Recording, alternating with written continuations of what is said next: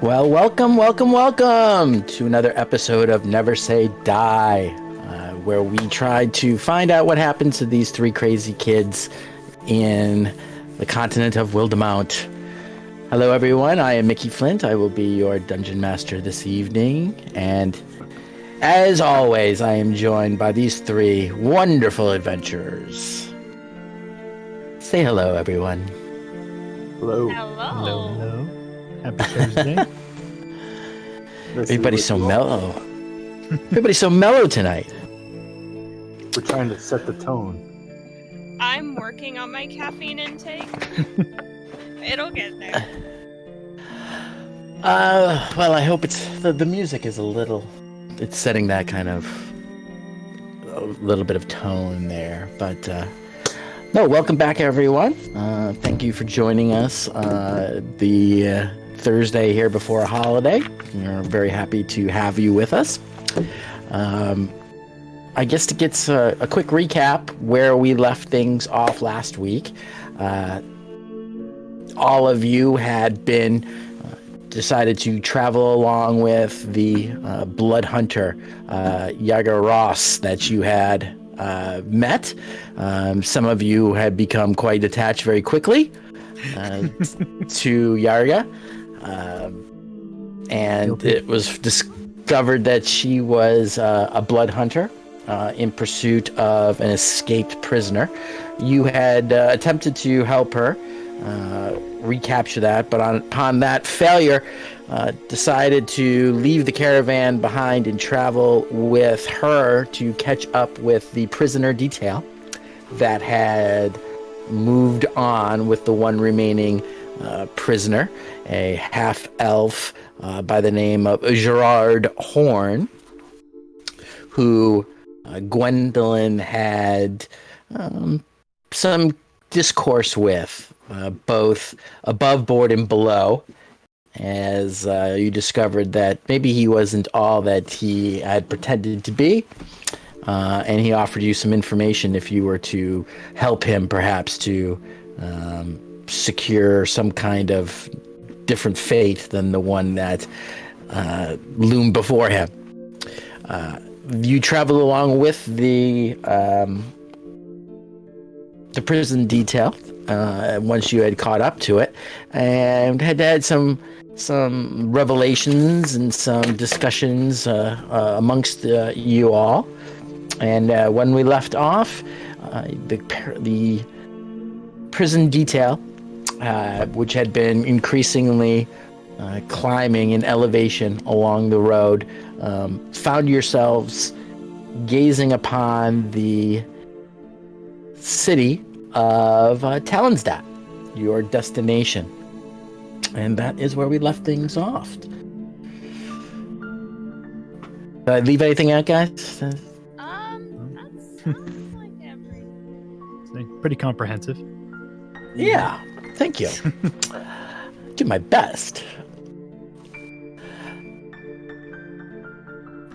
Okay, so you guys are currently on the wagon, and what are you? Talk to me. How are you proceeding? Are you guys walking? Are you? Yeah, I believe we're walking along the detail. I'm Okay. I'm sitting up on one of the wagons. Yeah, same. I'm schmoozing with like the various guards and stuff. Okay. Yarda walking alongside the wagons near the front. The caged wagon, if you will, the prison wagon is behind you. That's got Gerald Horn still inside of it, still manacled. They have not relented on that, although he does have some movement within. And as you guys crest the hill, you see, as I mentioned last week, the city of Talonstadt, the stockade, which looks freshly hewn. You can almost smell the the tar, the pitch rather, from the freshly cut logs. It is so new. Is to your right, and as you see that this settlement has been built at the mouth of a box canyon. That even beyond from this distance, you can see the canyon extends back beyond the developed building area, and extends a good piece backwards.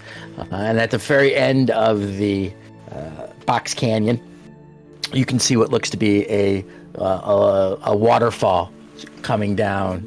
The flow of the water descending out of the Ash Keepers into some kind of lake or pond or whatnot. That doesn't look to be extremely big, but it's a gathering of water at the very end of this box canyon. You can see in the distance beyond, in between Talonstadt and this waterfall, there's some cultivated areas where there are some crops grown. You see animals, domesticated animals, grazing in this area, all set back behind the city, which is a little bit larger than you would have expected.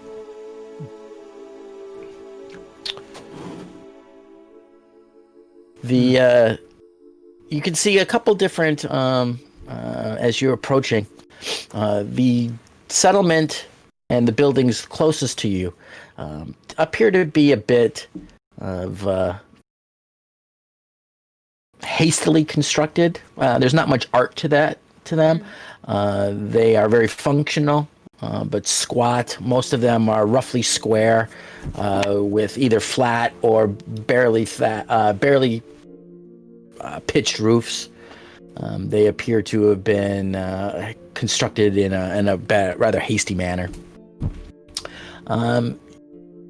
You could see beyond some older buildings that appear to have been more along the lines of stone, a more traditional construction that you would expect in the Empire, somewhat similar to the architectural styles that you saw in Felderwin when you passed through there. But again, nothing too grandiose, but a distinct separation. There appears to be far more of the ramshackle, if you will, or the poorer constructed dwellings and buildings than there do these more traditional imperial style homes and storefronts that you can see. There are our streets are mostly unpaved, but you can see main thoroughfare into town as they've attempted to lay some type of stonework, but mostly it is hard pack from just repetitive use. And currently, as it has been relatively dry, they seem to be free of mud. You are approaching the city near mid-afternoon, mid to halfway through the afternoon. As you approach,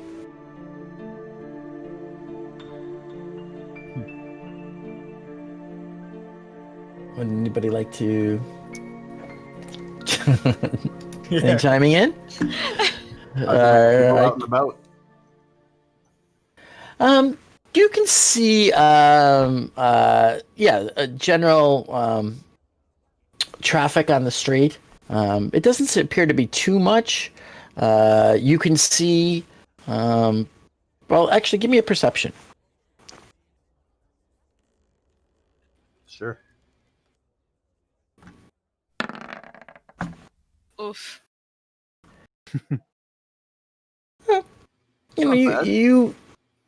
Yeah, it's not too bad.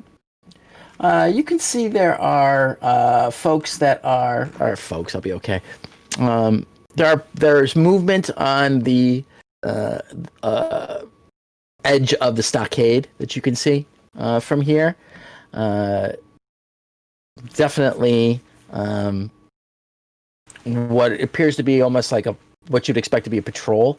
You can even see the glint of the light off of the steel caps that they're wearing, and you can see that they're carrying spears or some kind of lance or something, long and pointy.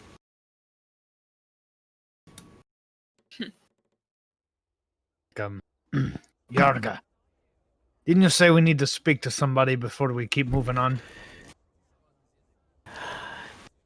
Yeah, well, it is true. I must report in to the lawmaster. Or the watchmaster, more likely. This place probably isn't big enough to have a lawmaster. But yes, I'll have to let them know that Ukad is fallen and Scanzabris has escaped. It's not a pleasant conversation that I'm not looking forward to. Perhaps we can go with you. We can at least attest to something that happened. That was a big ogre. That wasn't your fault. Or That's very true. maybe it was.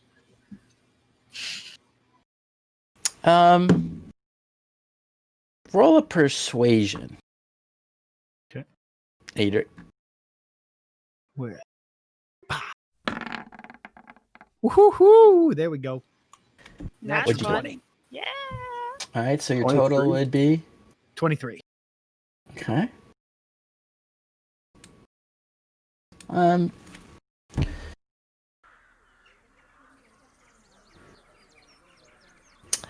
You can tell that at first she's about ready to say no. That, that she's very used to being on her own and taking responsibility for it. But you almost can see her shoulders slump a little bit.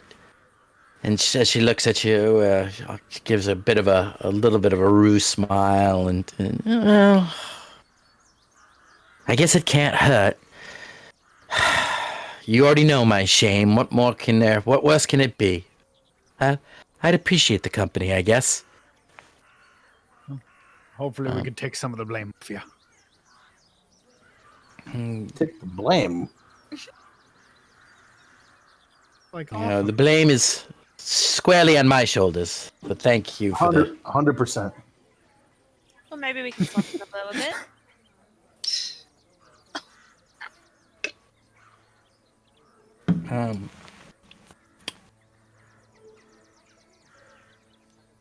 Guardsman. Will you be heading to the stockade then? Oh, yeah, yes, ma'am, yes. Our orders were to report to the stockade and to bring the prisoners there right away. We will continue to do so, but we will report one lost and the death of the rest of the company. I don't expect that to be a pleasant conversation either. No, neither of us are going to have a very nice afternoon, but I shall come find you and speak to your superiors as well after I speak with the watchmaster.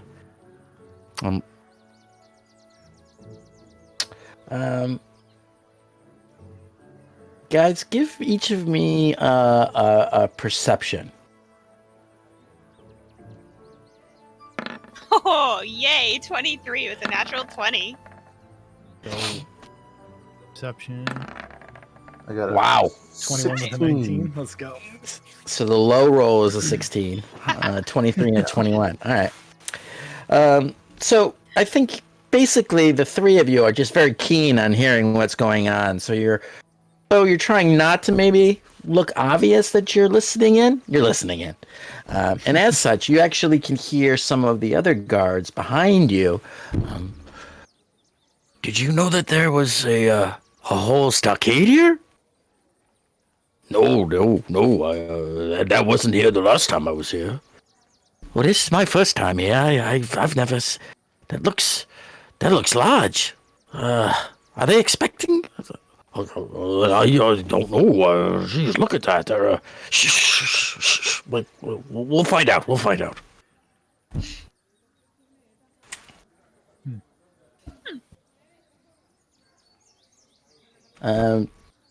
while that's going on, Yarga is conferring last little bit with the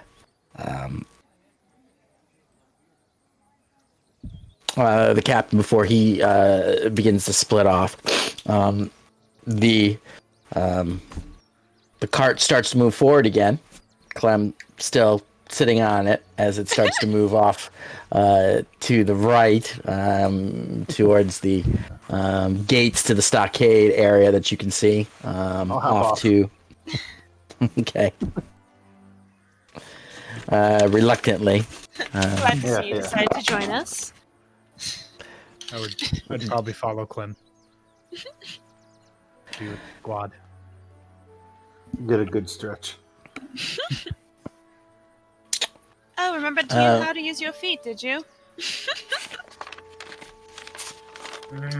Yeah. It's hard moving around with these tiny legs.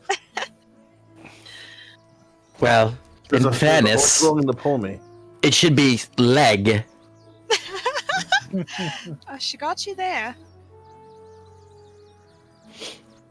You know, if I wasn't so fond of you, I'd be offended by that. I'll let it slide.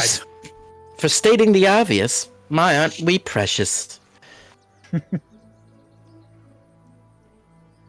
It's got served. Well,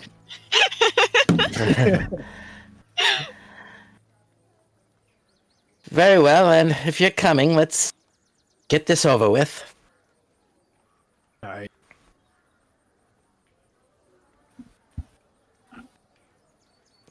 I must confess, however, I'm not exactly sure where the main and Crown's Guard garrison is kept, but I guess we'll check the center of town if there's no other.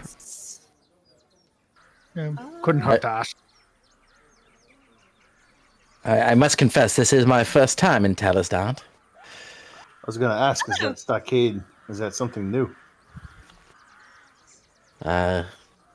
It certainly appears to be. That and the other side looked very new too. Yes. Indeed. Well, there is war on, I guess. And we are right in the midst of the. We're in the Ashkeeper. Like this is like nestled into the Ashkeeper peaks, right? Yeah, like okay. Like you're at the front the front of the range. Yeah. With the Box Canyon sort of kind of as a nook inside peaks of the Ashkeepers. Yeah. Yeah, so we're not that far from the dynasty. All things considered. True, although I don't think there's much of a pass between. Oh, I'm sure it's incredibly difficult, but not impossible. Who knows? You are correct. That is true. Who does know? Well, onward, shall we? Let's go. Hi.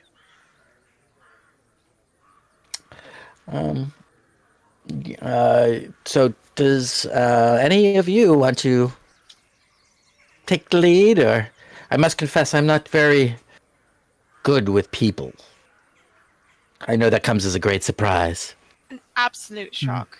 Let me tell you. You want us to take your blame? No, we need to figure out where they are. I'll take lead. Actually, Clem, it seems that it's good that you're around, because next to you, I am good with people. Hey, people like me. Your guy's firing him off this week. Jeez. Oh. I'm going to say Adric had a hearty chuckle at that. Remind me never to get on your bad side. I'm just misunderstood. I want to look around for, like, somebody local. Somebody that looks like they've been here, like they live here. Perhaps they'll know the way to go. Yeah, you see, as you're moving, there is a kind of an order to this section that you're in. Most of the area seems to be vacant. You do see some older dragon folk in this area. Some sitting outside of their small dwellings, doing some kind of little tasks. You see some younger dragon folk kind of being running around and being children, as children are, even in between the houses and whatnot. Occasionally you see a halfling or a human, and here and there a gnome or two that you see. They're so small. Especially to you. The gnomes that you see, however, seem to be very busily hustling through the area. You know, with something going on. The halfling or two that you've seen, they seem to be with purpose, but you know, not pell-melling. You know, New York City walking. You may be large, Clem, but you know they say size doesn't matter. That's what the little folks say. Oh my gosh. I'm gonna go up to... I just want to try and find somebody who's like... doesn't look like they're super busy, but might know their way around the city a little bit. Maybe Yeah, I mean, a little shifty. All right, well, give me a perception then. Okay. Let's see what you see. Edric, we need to take a swim later. Well... 12, huh? Okay, so as you're moving, you see a couple of likely candidates. You see a halfling woman, probably middle-aged, carrying a basket of what appears to be some kind of laundry. You see a couple of younger, probably early teens or preteen dragon folk playing some kind of game with kicking a ball, and an older elderly dragon folk kind of watching them from a stool. Mm-hmm. And you see a human male kind of just leaning against a post, chewing on a piece of wood, just kind of watching everything from that's a little bit further down the street. It appears to be what is almost like a front porch in front of a building. Okay, I'm gonna actually go up to the human. Clem, Okay. see that guy chewing on a piece of wood? It's a little odd, isn't it? Yeah, it must be some local chewing wood. We have to get some of that. Great. So, as you walk in that general direction, you've caught his attention, and he's just kind of leaning against the edge of the door jamb there, and just kind of. Okay, I'm gonna just watching you approach. kind of look like I'm a little lost, kind of like looking around, because I technically am. Excuse me. I'm sorry to bother you. No bother. Not doing a damn thing. Seem to be enjoying yourself. I'm a little lost. Would you happen to know where the lawmaster of this town is? Oh, well, lost you appear to be, young lady. That is truly a fact. Although, I don't likely say we have a lawmaster here. We don't have those kind of heirs. Not yet, anyway. But if you're looking for the Crown's Guard, you're going the right way. Just keep going down this road here a piece, right into the center. Look for the only building that's actually made all of stone. That there will be the Crown's Guard garrison, if you will. I'm trying to write this down. If I can spell, Jesus. So just right this way.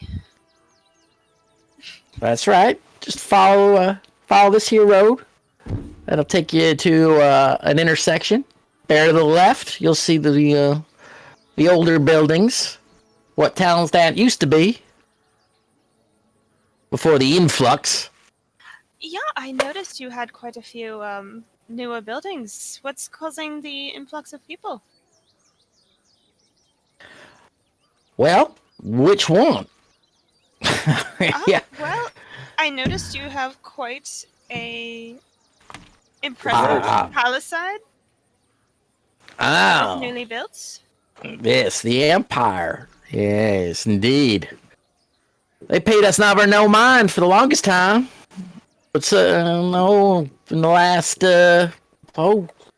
year or so, suddenly we're all kinds of important to them. Apparently, well, there is a war on and all, so it is not to be completely a surprise.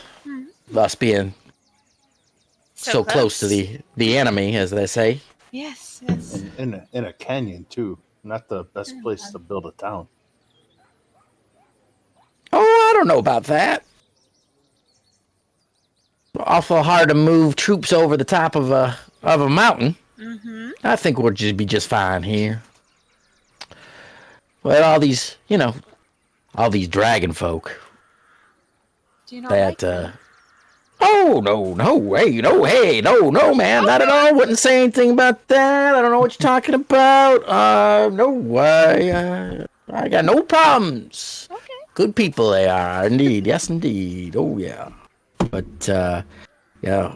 Well, 15 years ago, they weren't here at all. But, they had a problem, bit of a scare, as you do know about, the dragon took a mile out. You do know, yes. Well, some of them came here, they settled, and we've been getting along. That's fortunate. Yeah, well, the Empire decided they wanted to dump them here, so here they came. You sound like you might have a problem with the dragon. Well, any sane person has a problem with a dragon, sir. Dwarf. Oh, They are dwarf. quite Excuse me. fearsome. Says the one who continuously calls me elf. Are you I'm sorry, really are you- around that? It's a term of endearment, Gwen. I don't know you. You don't call me dwarf. This is Adric Battlehammer. I'm Gwendolyn, Okay. by the way. I don't think I properly introduced myself, and I apologize. I was incredibly rude. Yeah, What well, would your name that's not at all, ma'am. We don't hold on a whole lot of ceremony here. This ain't the big city. This ain't Zadash or on them fancy Aries places. But I do apologize. I should have told you right away.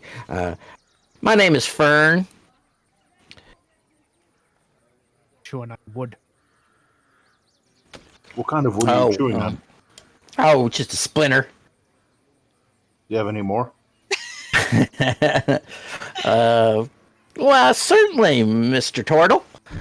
He kind of reached behind him and just kind of flicked something, piece of wood off of the building, I'm watching very And- intently. and he hands it to you. There you go. Well, Real kind of quizzical look on his face. where is Yarga? Like, how close by is she? Is she like She's right with kind of us? no. She stepped back. She stepped back a little bit as you guys approach. She's out in the middle of the street, kind of looking everywhere at once, type of thing, taking it all in. I do have one quick Like- question. Do you know Mhm. of a tavern called... Okay, I know I got the name of it. Where is it? Gord's Tavern. I would have gotten that name. I am not... Whose tavern? Gord?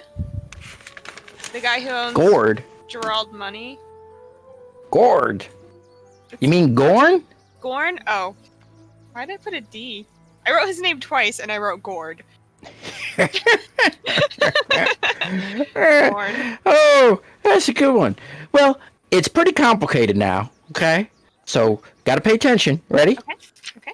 Gorn's Tavern is called Gorn's. Oh. Yeah, Gorn ain't the imaginative type, young lady. Not at all. How'd you know about this tavern, Gwen? Have you been here It's before? just something I've heard about. From where? A friend. All right. Well, thank you so much for your help. Oh, where was it? Can I offer you some, interest you all in some jerky for the road? Yes. Man, How much? oh, not too much at all. About, simple, 10 copper, What 10 copper, a animal quarter is- pound. What animal is jerked? Well, today I got some nice mutton jerky. I got some nice beef jerky. I even got some squirrel jerky. I'll take it. I'll take some of the mutton if you have it. I'll take. Well, I got them in half-pound bags. How many bags would you like?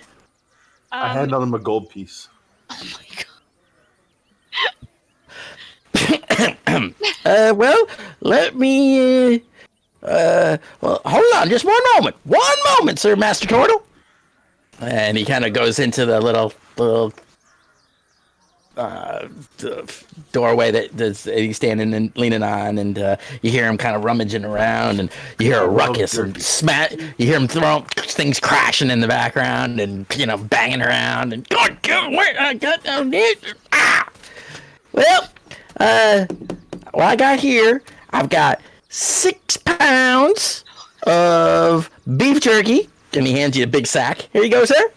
And what I got here is 4 pounds of mutton and 2 pounds of squirrel. And let me tell you, that's a lot of squirrel to get 2 pounds of jerky out of. Let me tell you.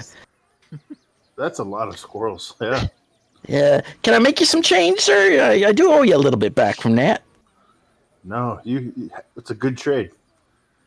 And I'm going to toss him an extra silver. And this is for the information. Oh, well, my pleasure, my pleasure. My goodness. Well, you be careful over at Gord's, though, if that's where you're heading. And which direction was that? Gord's will be all the way to the far end of Dragonville over there. That's how we like to refer to, the settlement. The newer settlement over here. Yeah, so you just want to be going all the way down past that on the far north end of town. Okay. Thank you so much for your help. It is much appreciated. You're very welcome. Thank you. Very Thank you, excited ma'am. to Thank try you very this much. jerky. Do you ever jerk fish?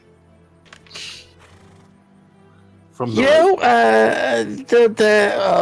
the lake back there, that doesn't have any fish in it there, son. No, not at all. Not at all. Lake is a very, shall we say, generous term. Oh. When we're referring to that, I was originally from elsewhere, not here. We would have called it a pond where I came from, but they call it a lake here. But those of us who've seen a little bit of the world, yeah, we know a lake when we've seen one. We definitely know the water. Well, if you see come across fish, save some for me. I'll be back. Oh, well, I would do so. I think I could do. I do. I believe I could. Have you jerked a fish before? It's so good. I can't rightly say I have. Something to look forward to. Chewing stick. Thanks for the chewing stick. My pleasure. And thank you for the information, darling. My pleasure, And the my lady. information, darling. Oh, doesn't sound very good coming from you. All right, Yaga, I think I know where we need to go. As you turn around, you see Yaga has been kind of very much focused on the discussion.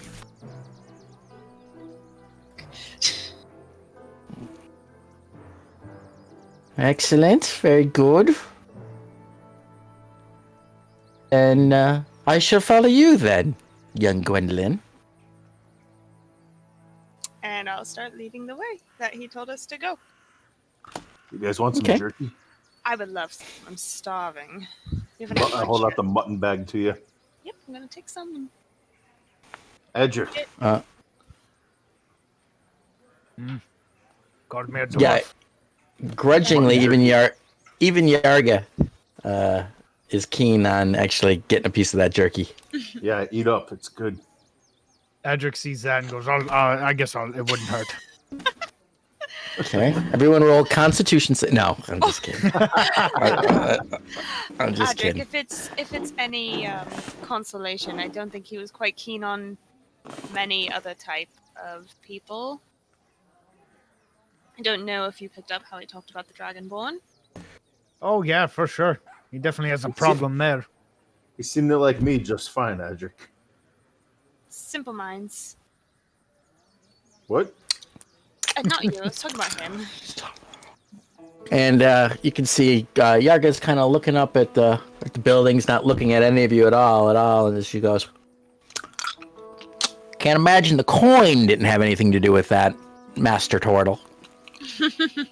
You make your friends the way you do. I make mine the same way. You might want to be a little more discreet when flashing money in simpler places. Tends to get remembered very well. I left the last town doubling my money. How did you do, Gwen? We don't talk about that. I don't think I need advice about money from you. But discreetness, you might want to take a lesson from. You gave your money away. I turned mine into mutton and beef. We have bigger problems right now. I am not going to argue with you about something that you convinced me to do. You know, And I just walk forward. I once heard a great bard sing a song called "Why Can't We Be Friends?" Please, everyone, stop bickering. Do you know the tune? Something like, "Why can't we be friends?"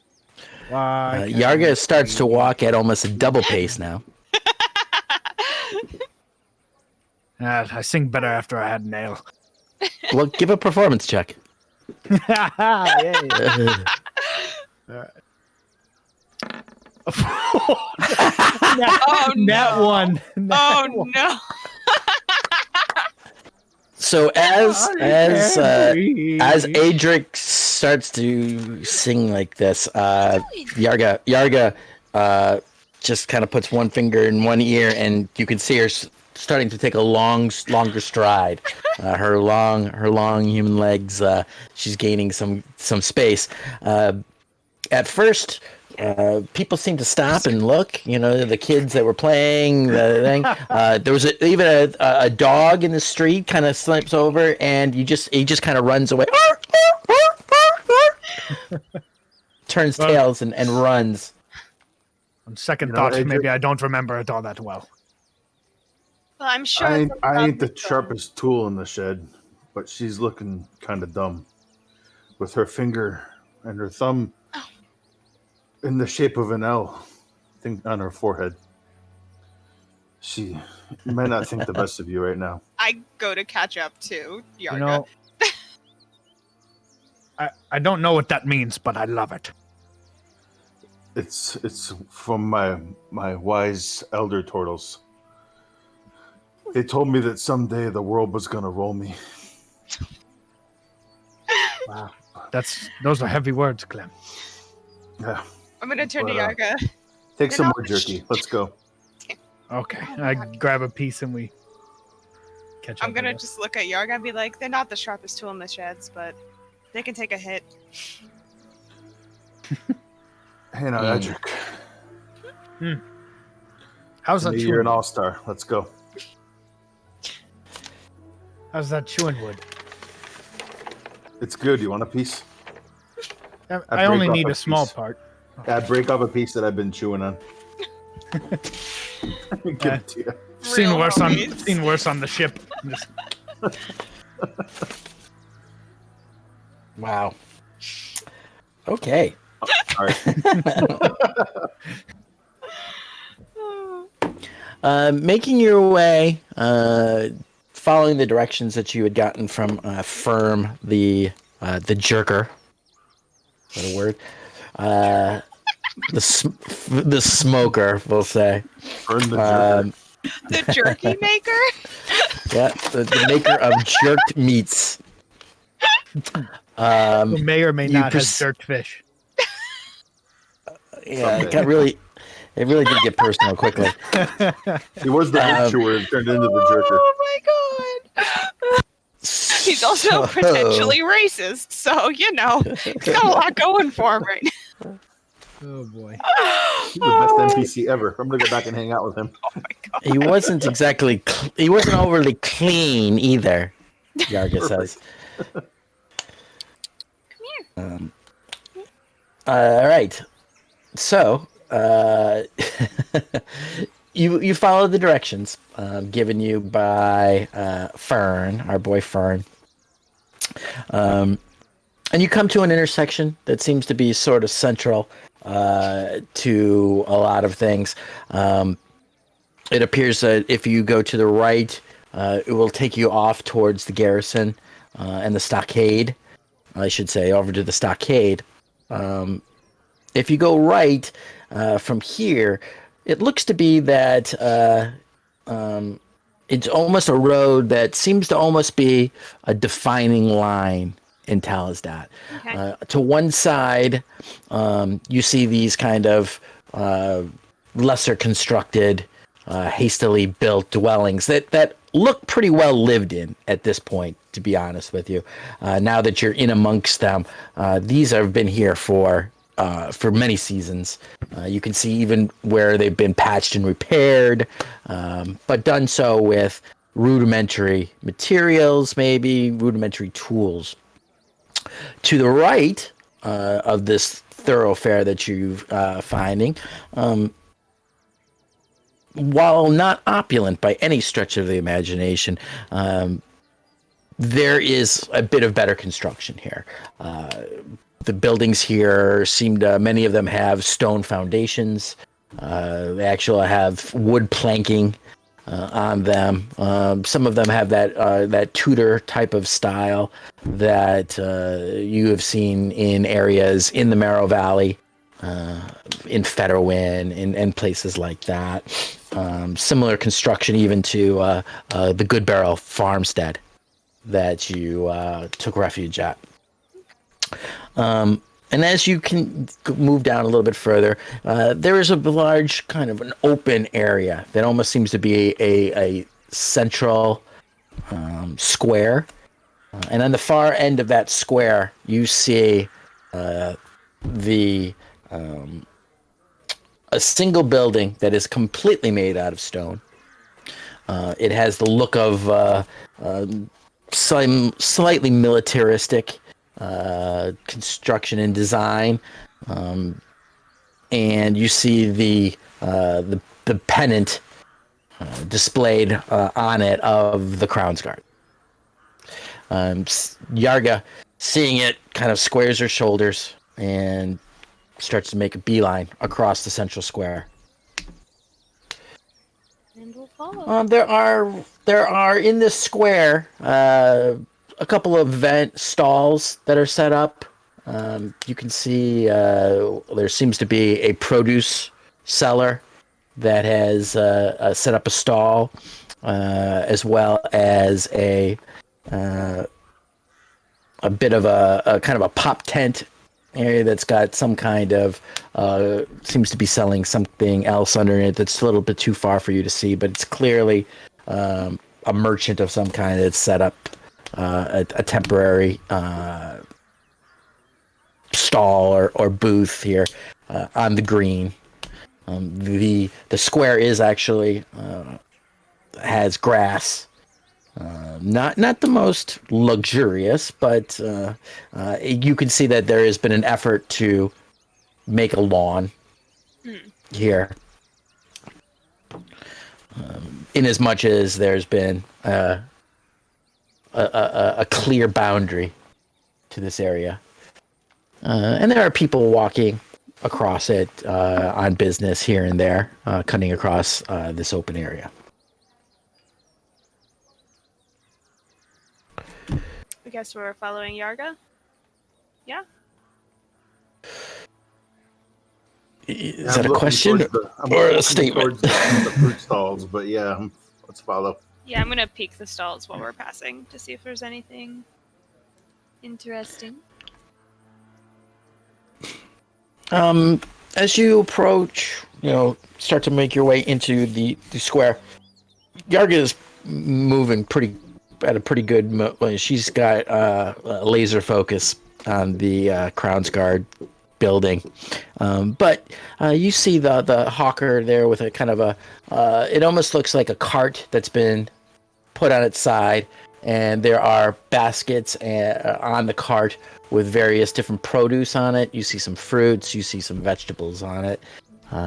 Fresh produce here. Produce fresh from the garden. You see a halfling woman selling what appears to be produce.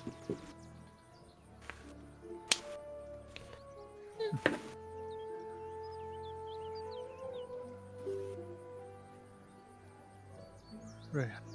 You like any of that stuff, Clem? Do I recognize all the produce, or is it unique to this area? It's pretty. Well, give an investigation.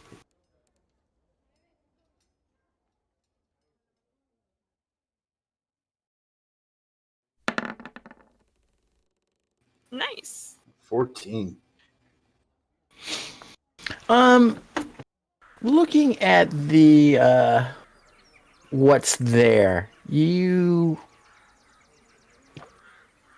recognize quite a bit of it. There's leafy like lettuces and whatnot. You see some tubers that you'd expect to see, type of potatoes and radish type of things as well. You do notice that it's not the freshest. There's definitely, you've seen better being a mostly vegetarian in your past. You recognize that this stuff is not the freshest. Yeah, it's all right, Edric. It's not the best vegetables that I've seen. Nothing like we have on the coast. Adric, your girlfriend's getting away. Oh, not my girlfriend. Not yet. Y'all go wait up. I kind of like try to shuffle up to her a little faster. Okay. With that rolling gait of your peg leg, you can kind of double time it a little bit across the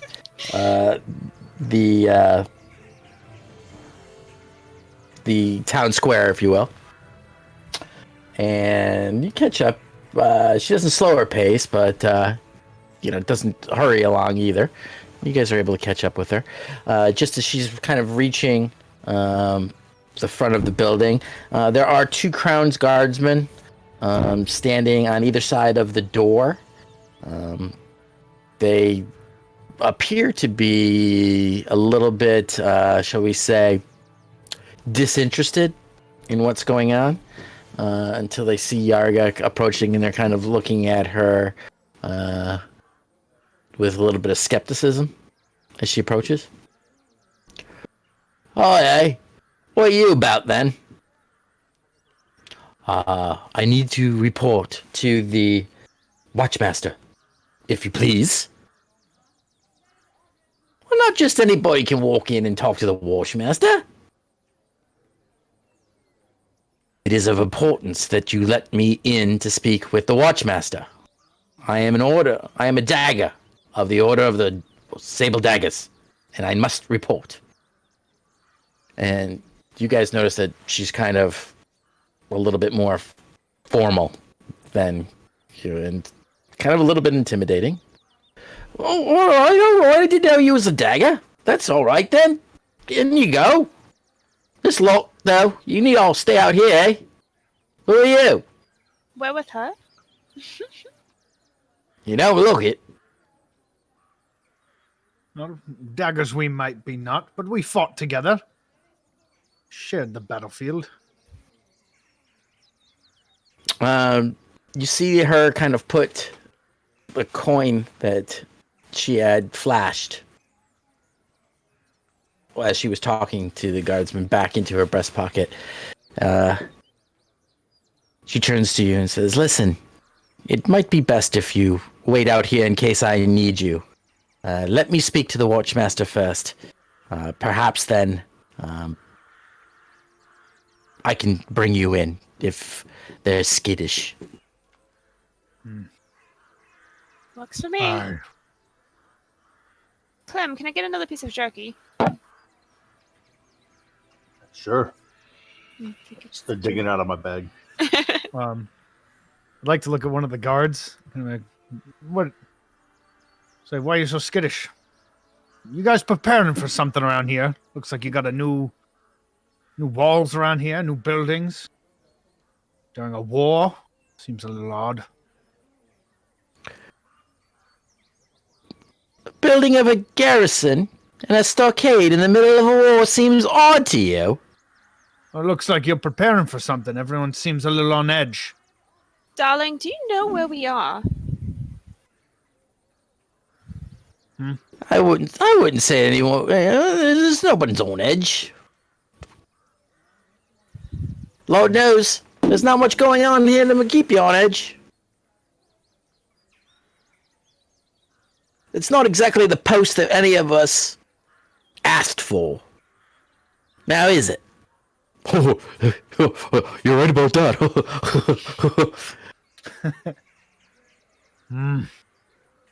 I want to turn my back to him, look at Clem and Gwen, like, something's not right here.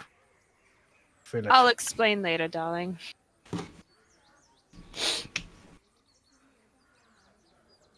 So the slightly disheveled, goofy one, just kind of, you can see as you look, he's picking his nose, just kind of standing there, looking at you. Man, I've never seen a dwarf before. Oh, I see him all the time. Yeah, probably in there. There's plenty of dwarves here. We're a city now. I'm gonna pull out my notebook that I do my notes and sketches for my cartography stuff and just kind of add some notes about this place to it.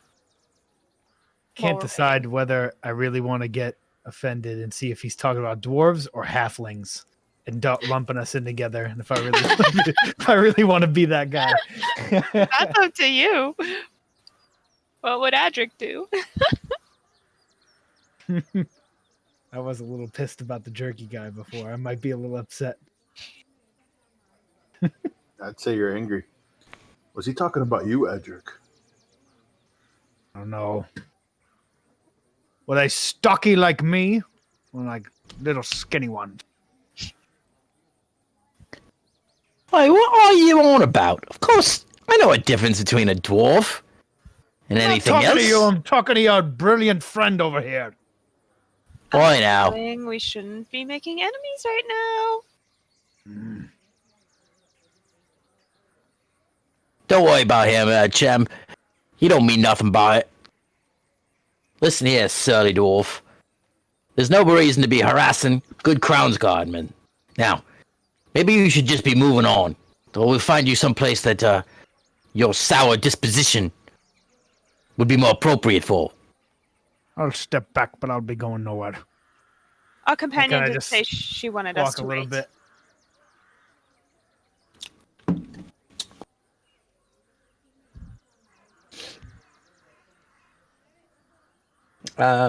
Okay. So, you guys wait for about 10-15 minutes. And While we're waiting, I'll offer those Crown's Guard some jerky. roll a persuasion.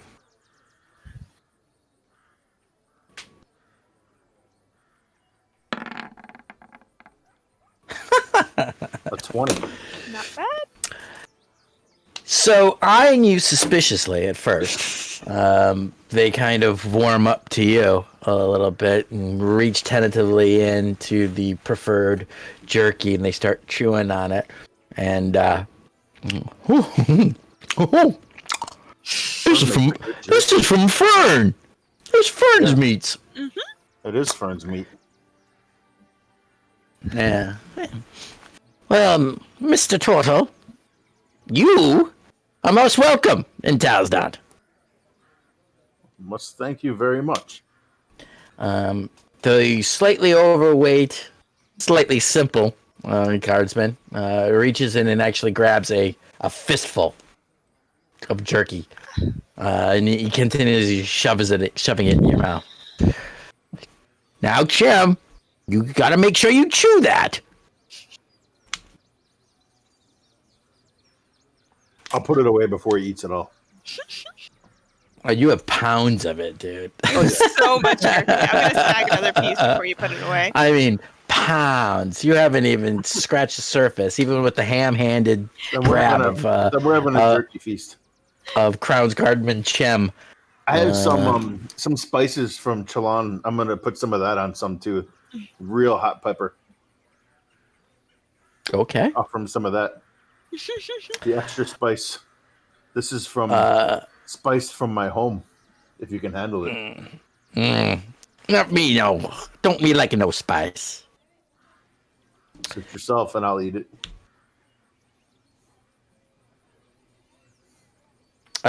After a few more minutes, probably you've been standing there for about 20 or 25 minutes.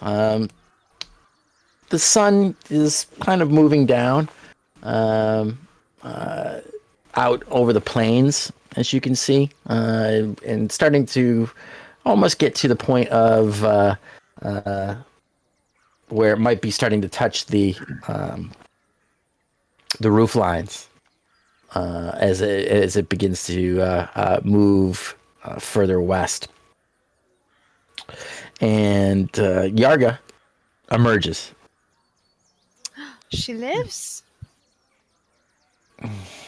Yes, well, is there any skin left on my back? Because it doesn't feel like it. I appreciate your coming along with. Watchmaster is not going to require any further testimony, shall we say. Miss Kira Bollinger is very firm on the fact that she doesn't care and that Sken Zabris must be reacquired. Well, you know we're here for that. Come. Let's move on away from here a little bit. And conscious of looking at the two guardsmen, she kind of walks off out into the center of the square. I did not want to mention it in front of the guardsmen, but there was another party inside, not just the Watchmaster, that I had to deal with. Oh dear. So, yes, this has apparently more imperial attention than I knew.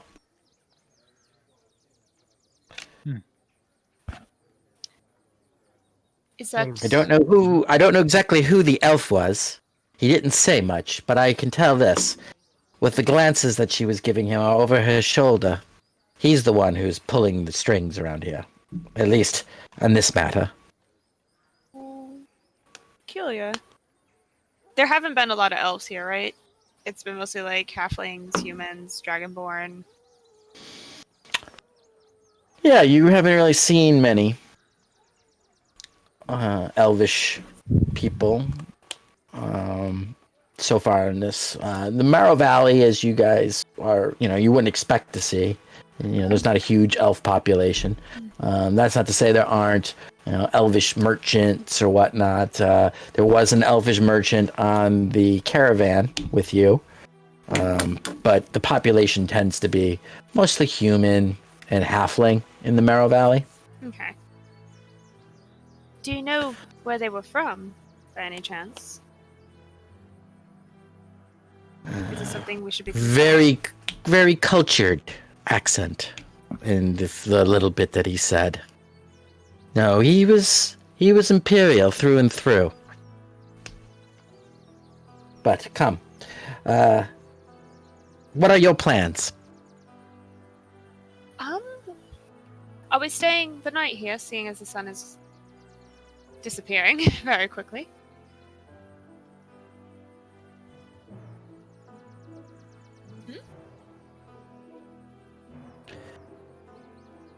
If you're talking to me, I will be reporting to the garrison next. There's certainly no reason for you to trouble yourself with that. Oh, no, not at all. I wouldn't mind exploring the city some. But none of us have been here before. You wanted to go to your friend's bar.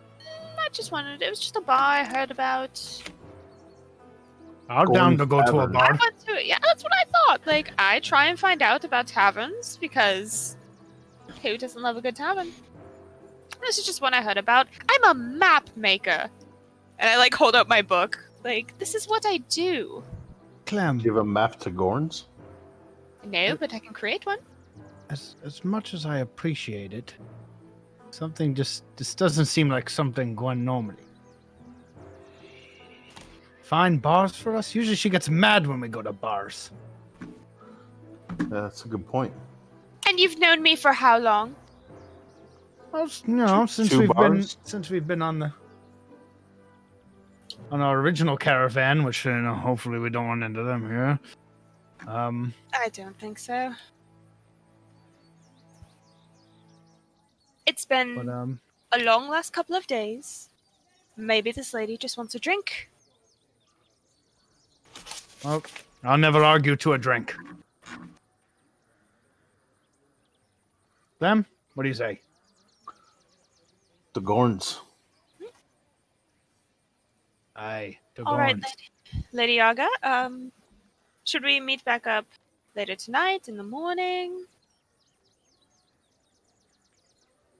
Let's meet in the morning, shall we? Sounds lovely. Let's meet back here on the square. Just after an hour after dawn, say? You don't want to come for a drink with us? No, I have work to do this eve. Look at Adric.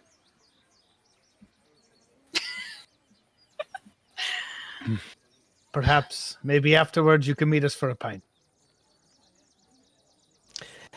You never do, can tell. I'm but a simple dwarf. What does that mean? I'm even simpler. I bid you good evening. I'm simpler than you. She walks away. Best of As she walks fortunes to away. you for the evening. She just kind of gives you one of these little waves over as she just doesn't even turn back to look at you. Well, I'm slightly thirstier now than I was 30 seconds ago. Let's go. I have a request. From this point forward, I'm talking to my party members. Please be a little more discreet on the things that I tell you about. I have my reasons. And I would just appreciate if certain things weren't just yelled out in the middle of a square. Glenn has no What? idea what you're talking about. I would very much like to get away from this garrison, so if we could please go over to Gorns, I would love to see where it is and map the way as we're going. I do actually, in fact, and I'm talking as we're walking, try to map out every city I go to. It's a hobby of mine of sorts. Maybe eventually it could lead to money, because people like maps. And knowing where the taverns are in each city, and this is a city that's got new buildings, so it's an opportunity. Well, I always thought you were drawing pictures of Clem in that book. No, it's quite boring, actually, if you look at it. I doodle sometimes, but it's mostly just maps. I like to know where I'm going and where I've been. Interesting. Look at him. He's so stoic in, like, nature. That's why every time we were walking through the woods, I saw you sketching about. I thought, yeah, like Clem belongs here. I thought that. No, I'm at not peace in the conscious woods. in that sense. Can't Can you draw me? I mean, I might be able to, but I this paper is kind of specifically for my map making. Now, if you bought me something to just doodle in, I wouldn't be against it. I could try my hand. I'm not worth the cost of her paper, Adric. Let's go on. You're bending my words, first of all, and that's incredibly rude. I agree. That was incredibly rude. Let's go get a pint. Oh, shit. Clem Oops, always sorry, gets me accidentally cracking hit up. a thing. It's all right. Right on, well. Maybe we'll change it. We'll change our mind.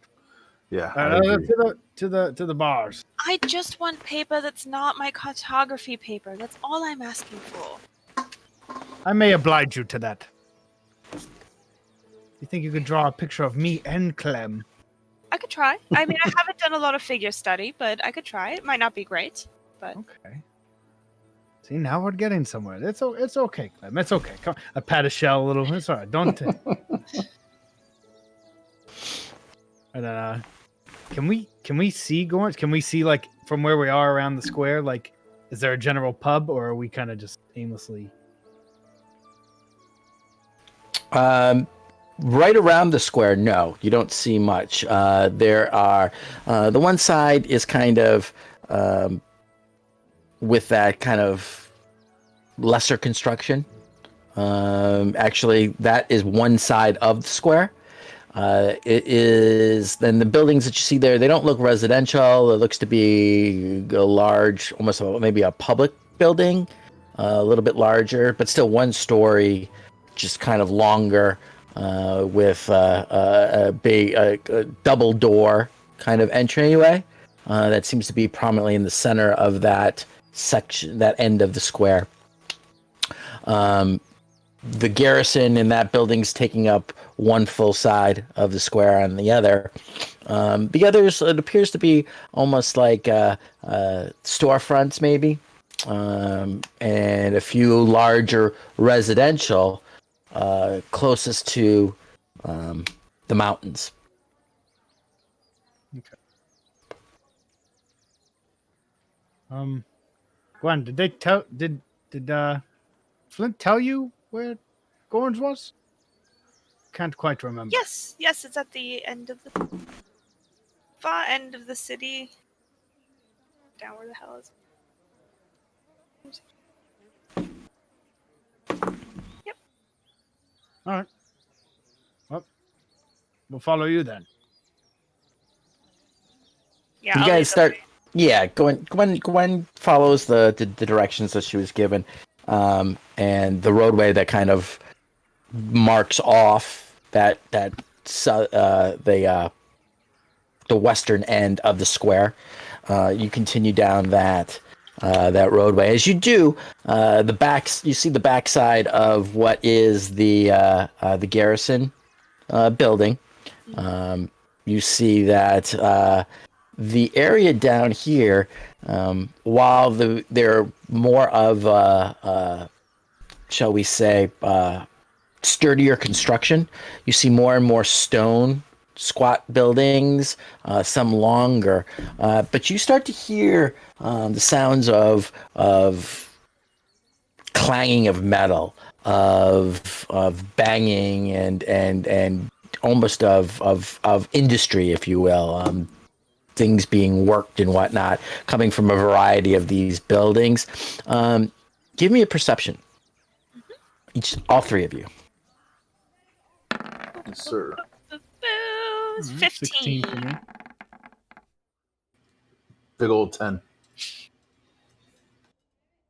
Yeah, Clem, you're just Not paying attention. taking it all in. No, you're seeing the things. You hear the whatnot, the clanging and whatnot. It doesn't really register anything overly. The other two of you, though, you can hear the distinct sound of hammer on anvil, but you also get a smell in the air.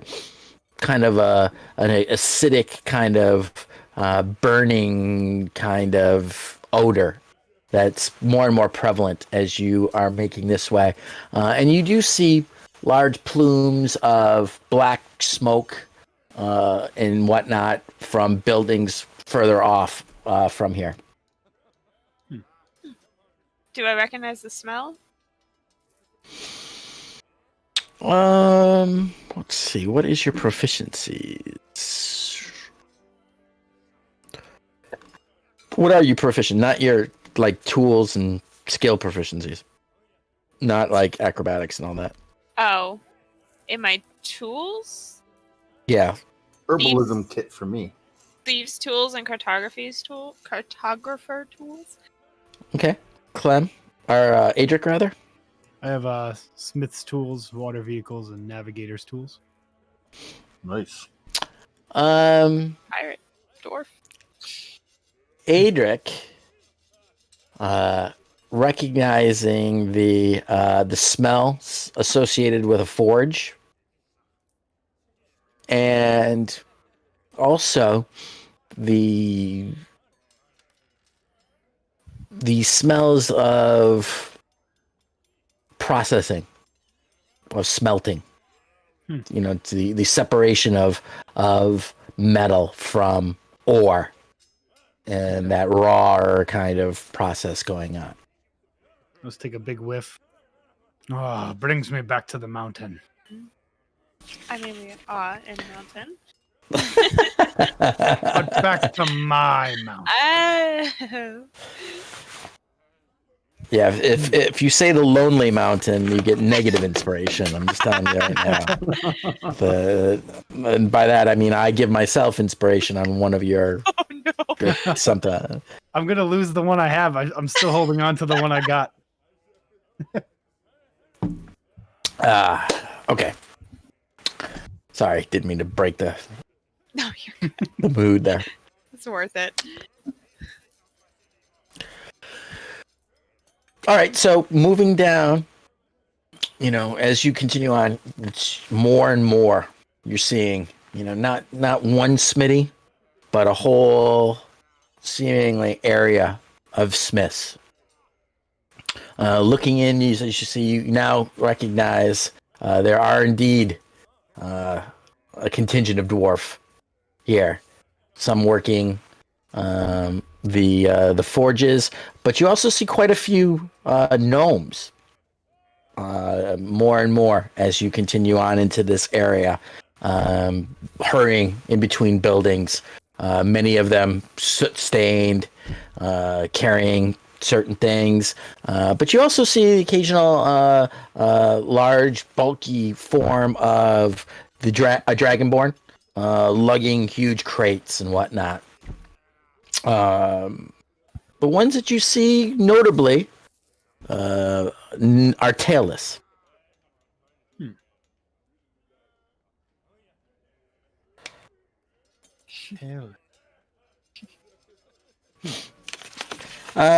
As you approach and continue down, again, you're seeing more and more.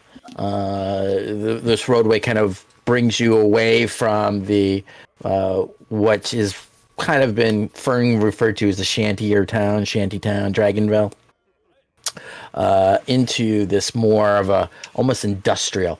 The Adric, what Smith's tools and what? Well, anyway, with your dwarvish sense of stonework, you see that this isn't so much. These buildings aren't work stone, but they have been laid so that it appears that they've been dug up someplace but stacked. And the construction of this is, by a dwarf standard, relatively new as well.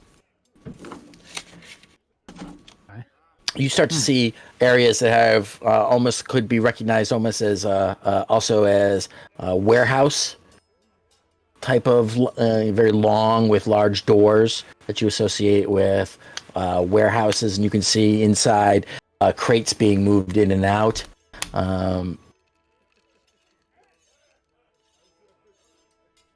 And as you kind of get there, Gwen, you start to see up towards on the left of the roadway, this very low shack, for lack of a better word.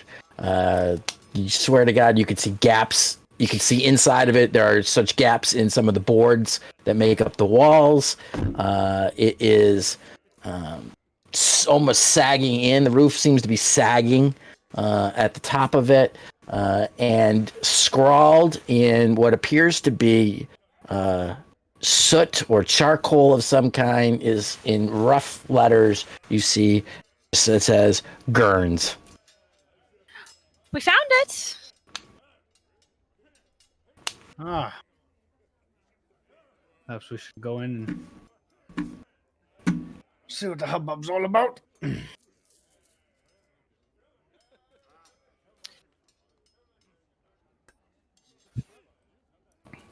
We go in? Yeah. I don't know. What are you doing? Yeah. Let's check it out. Grand entrance. Okay. Both doors open. I'm going to hold back if they're doing that and not enter with them.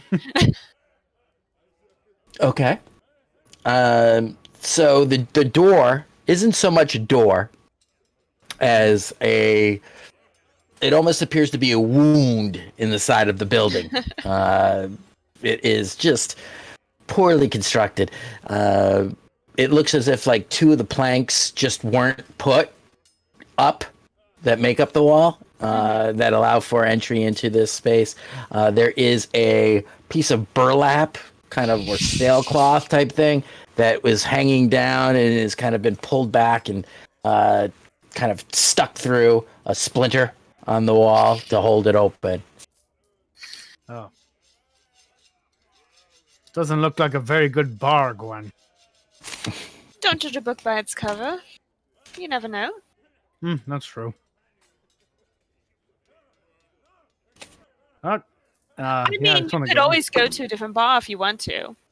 Nope, we're already here. Come to this one. Okay. He just walks in. Okay. Walking in, it is unsurprisingly not a nice place.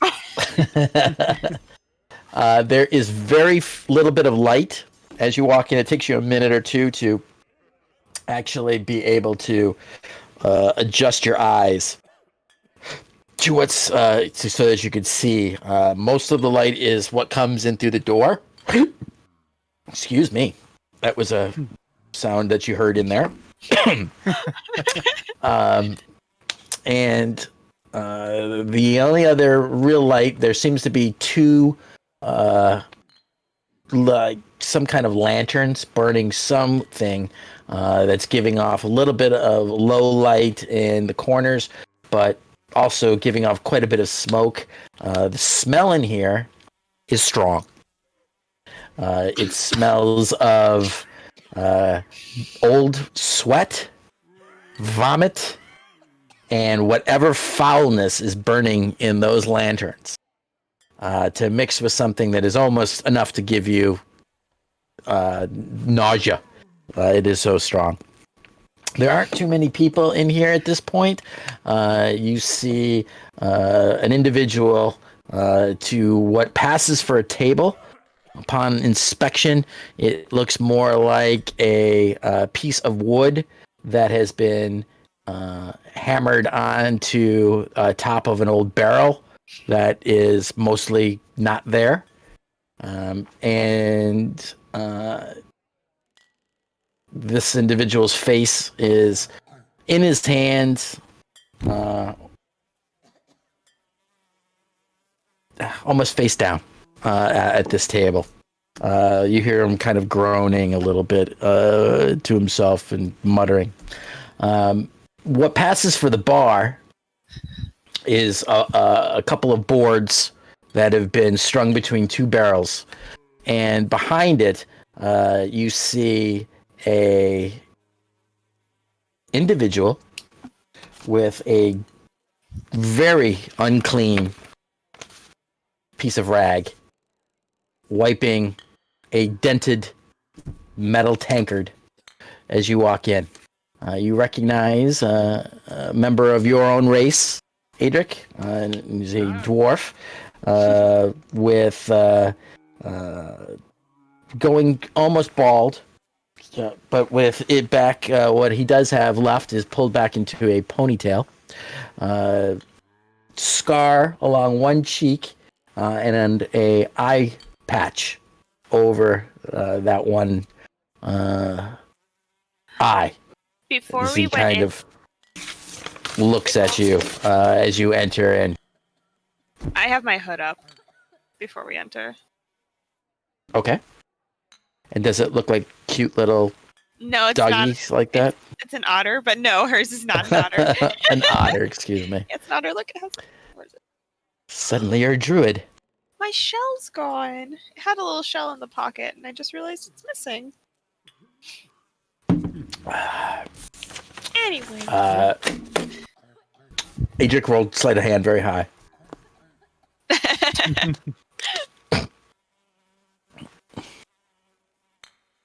See, it's Well, you're just gonna stand there in the doorway, or you're gonna come in and buy something. Well, sounds like an invitation if you ask me. 3 pints? Yeah. Friend? We'll take 3 as I start walking up towards the bar. 3 or what? what you got. I got grog. And I got grog. I guess 3 And I got a bit of whiskey. May I please get a bit of whiskey? Hey? You want the bottle then? How much? For the bottle? Mm-hmm. A silver. I can do that. I'll slide him a silver. He pulls out. It's not glass. It's more like an earthenware kind of big bottle, and he kind of drops it on.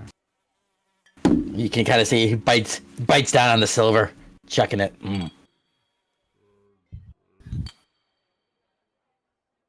And what are you lubbers having?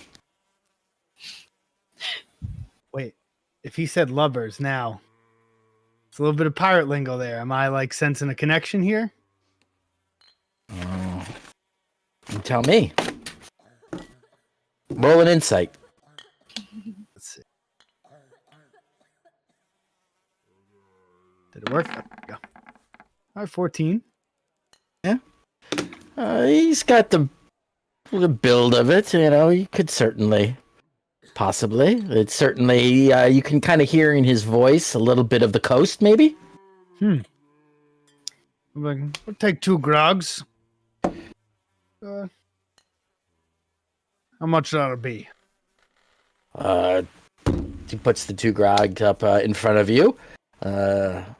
That'll further, you know. Let's say a silver for both. Fair enough. I give him a silver. Surprised you're not opening a tab. Lubber indeed. And you, big man, what'll you be having?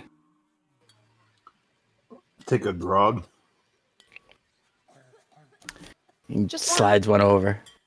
And you notice that all he's doing is he's dipping these into some kind of open barrel in the back. And as he puts on these tankards are pretty dinged up, though they are metal. A lot of them are, you know, they're slightly different sizes. They're all dinged up and whatnot. And he slides that to you. That'll be 5 copper, Smell if and you please. I'll slide him a silver piece and say, "I'll take another." I'm down that one. Okay, as you down it, it tastes very similar to bog water. And it's very similar to bog water, which, you know, you've had in your time when you had to. And you're like, for a moment, you're like, wow, this is a little bit of a taste of home here. And then the fire hits. It almost seems to, as it hits your stomach, you feel kind of this warmth in your stomach, and then it kind of flows up your throat till your it constricts. So she just had one too. Huh? Oh.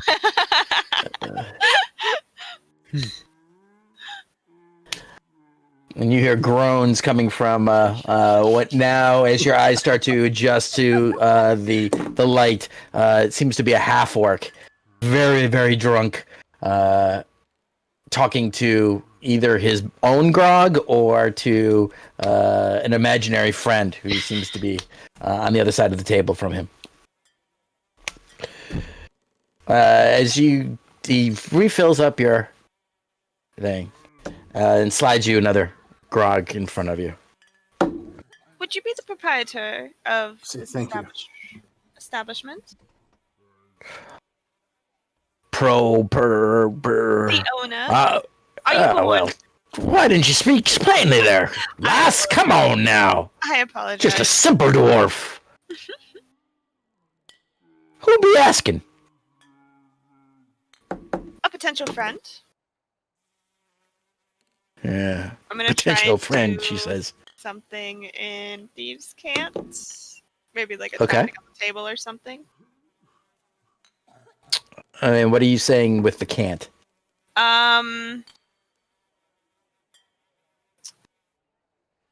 We have a mutual something along the lines of like we have a mutual friend. Okay. Aye, that be me. I'm Gurn. It's lovely But- to meet you. Oh, There's no real need for the ceremony there, lass. There's not here, but you, me, and that drunken sot over there. Like, I so apologize. Old habits speak plain. No, die hard. caution is never a poor thing. Keep a weather eye out, I always say. I But- agree. Be at ease. We don't get too many of the law boys in here, as you might imagine. Did you hear about, or do you know anything about the fortifications they're making to the city? What do you think of that? Well, I think a lot of things about it there, lass. What specifically are you asking me? Oh, I'm just curious more than anything. You see, I'm a map maker. I make maps, and there are additions to the city. I've never been here. So when mapping it out, I just want to make sure I cover everything. Well, can't be helping you with dimensions or architectural design there, young lady. I do know that, while I'm not a big proponent, if you will, he kind of looks at you because he used a big word. No? Okay. And I look I'm not a impressed. big No, I look impressed. I'm just like, oh. And he kind of puffs up. Well, of bigger imperial involvement, I'll tell you, if we're going to have any cricks coming around here, I'm not going to be too sorry for those bucket-headed boys up at the stockade. Yeah, they aren't the nicest bunch. We had a little bit of a run-in earlier. The cricks? No, not at all. No. Never. Did he reply to me at all? Well, he just told you to speak plain. Oh. I'm gonna kind of like.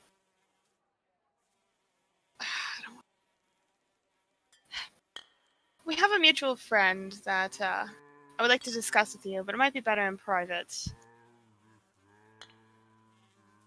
He looks around, and literally the only other person in the bar is the drunken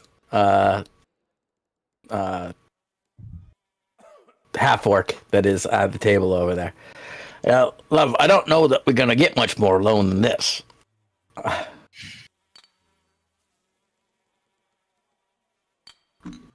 And then he kind of taps out this. Okay.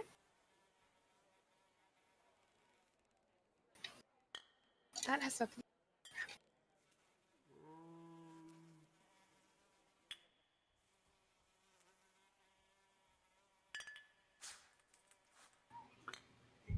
They're having a private discussion right now, You by don't the know way. that? Oh, okay. I thought you were saying that character. I was like, you don't know that, Clem.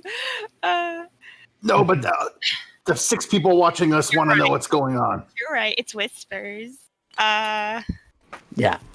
So I just whispered to you in your ear. Since I can't get up around the table anymore, I'm go. But that's what I did. All electronic-y like.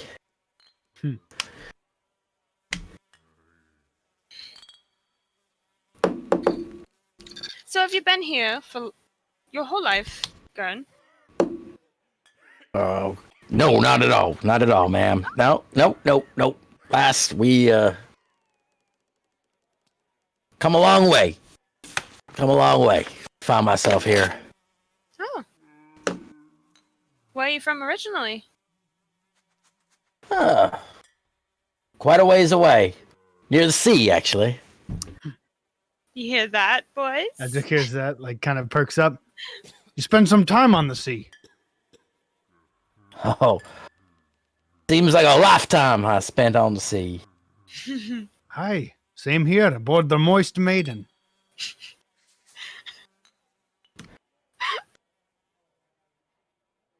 He just kind of looks at you. Now, you're kidding me. Oh no, the very one. And he takes a beat. The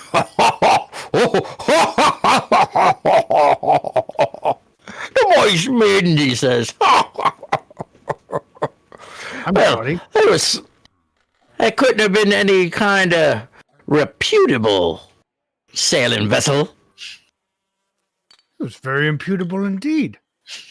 Won several battles. Gentlemen of fortune, were you? I would say we did a bit. Well, a bit is just enough, eh? Well, what ship were you a part of? Oh, I sailed a few different hubs in my day. I did. I was once upon a lovely vessel called the Devil's Gambit. You know the Devil's Gambit, do you? Look at the clam. I'm like, the Devil's Gambit, he says.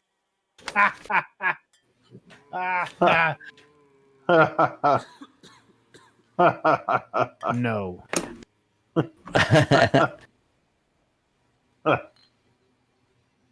Yeah.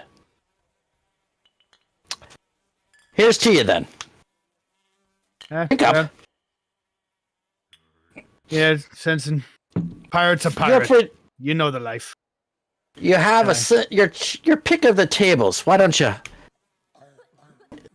take a load off? I'll bring you another round in a wee bit. Aye. Go to the sea. And I kind of give him like a nod.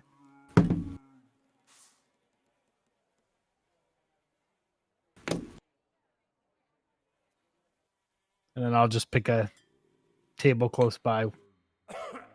Take a seat. Okay.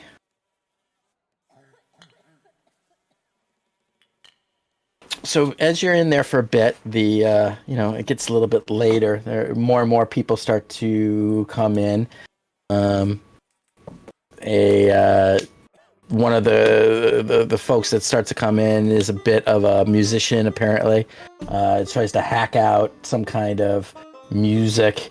It's not very good, but the rest of the patrons seem to know the individual, and I certainly wouldn't call him a bard by any stretch of the imagination, but he begins to settle in a little bit. Okay.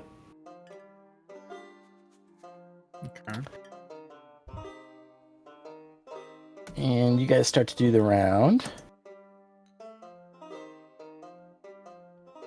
And so while we're sitting at that, this is a good place, I think, for us to take our little bit of a break. Let everybody use the facilities, get their own beverage of choice, and join us back at Gurn's Pub in about 5 minutes. All right. See you shortly, everyone.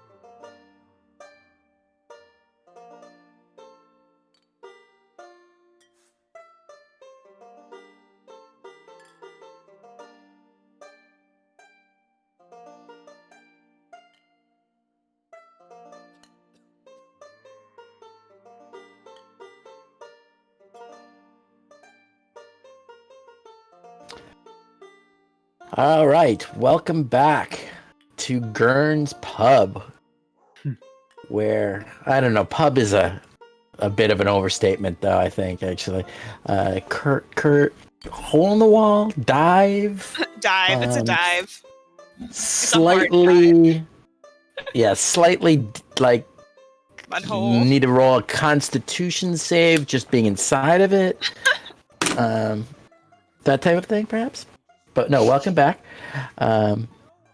So you are now kind of, as now it's gotten a little bit later.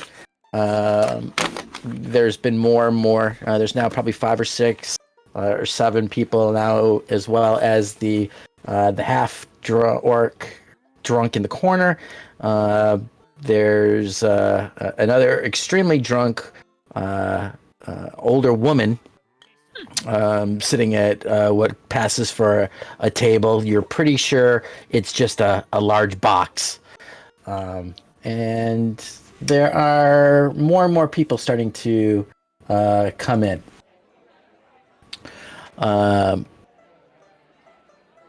You guys, he's brought over at least one more round, but now he's kind of a little bit busy, so you'd have to go up to get your own at this point.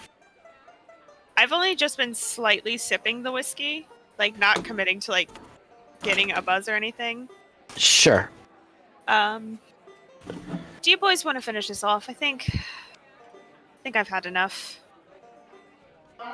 Yeah. The whiskey. Yeah. I mean, I'll never turn down some whiskey, especially from a pirate bar. I'm gonna go up and see if I can sweet talk him into something different. Right.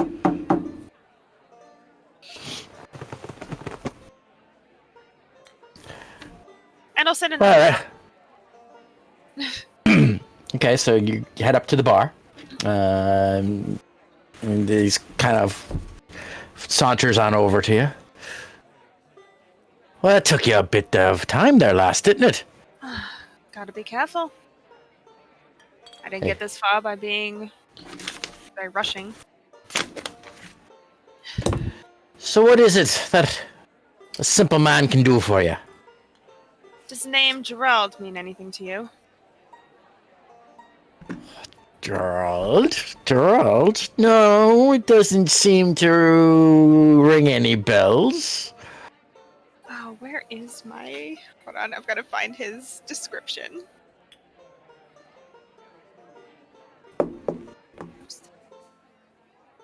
That is completely unrelated to him in the wrong place. He was a half-elf, right? Mm-hmm. Gerald? Yes. A half-elf gentleman. You owe him money. No, why would I ever know Gerald? What if I said I have a way that you can help pay off your debt to him? Well, I'm not saying that I know what you're talking about here, but if and I was knowing what you're talking about here, I'd be willing to listen to a proposal about something that I don't know what. Oh, of course. Go ahead, just tell me what you're trying to say. He's gotten himself into a bit of trouble. He was in the prison detail. What was it called? I'm like completely blanking on what this was called. We came in with In the hoot spa, you say? the what? He's in the hoot spa. They got him locked up, do they? They do. It was something quite silly, if you ask me. But if he makes it, What was her name? What was the lass's name this time? so you do know. I forgot the name. It wasn't Oh. important. It was some High Lords or something. He's a troublemaker, that one. He is indeed. So, apparently he told you that I'd owed him some coin, did he? And he's in a spot of trouble, and I can't get him out myself. Or alone. Well, what kind of trouble are we talking here? Enough to get him sent to Blade Garden. Ooh. A nasty bit. Mm-hmm. Blood Garden, not Blade Garden. I'm thinking about something else. Does sound terrifying. I mean, both of them do. Well, what do you think I can do for you then, eh? When I talked to him about help getting him out, he told me about you. He said you might be of some assistance. Or might know a way.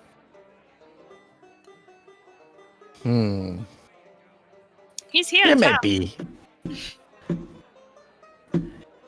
Is he now? And whereabouts would they be holding him? At They the went- garrison? Yes. Or up in the stockade?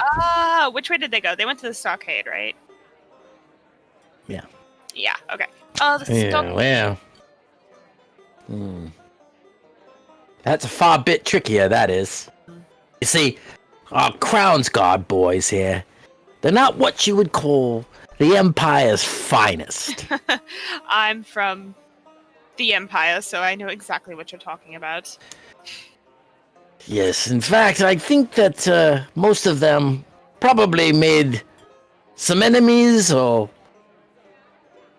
did something wrong on themselves to get stationed here, if you know what I mean. It'd have been a far sight easier to get them out of the garrison than it will be to get them from the stockade.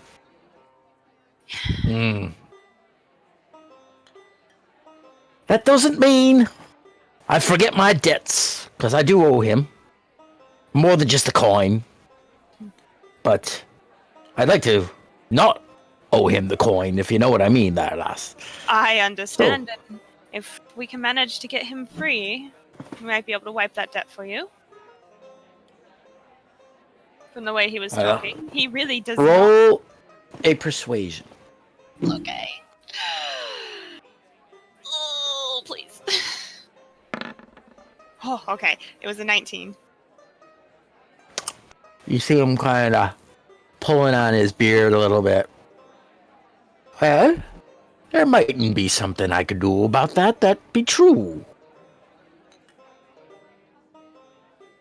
At the stockade, you say?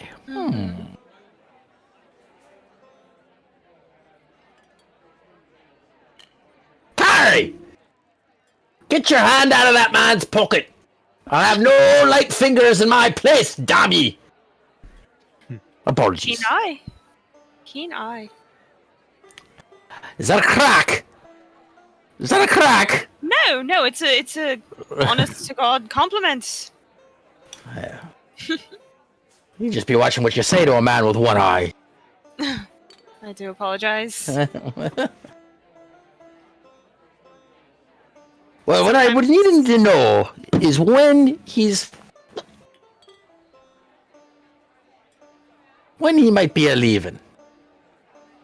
No, that's no good. Then we'd have to spring him on the road. That's no good at all. I mean, It's going to take a bribe. It's going to take a bribe. Well, I appreciate it. The opportunity.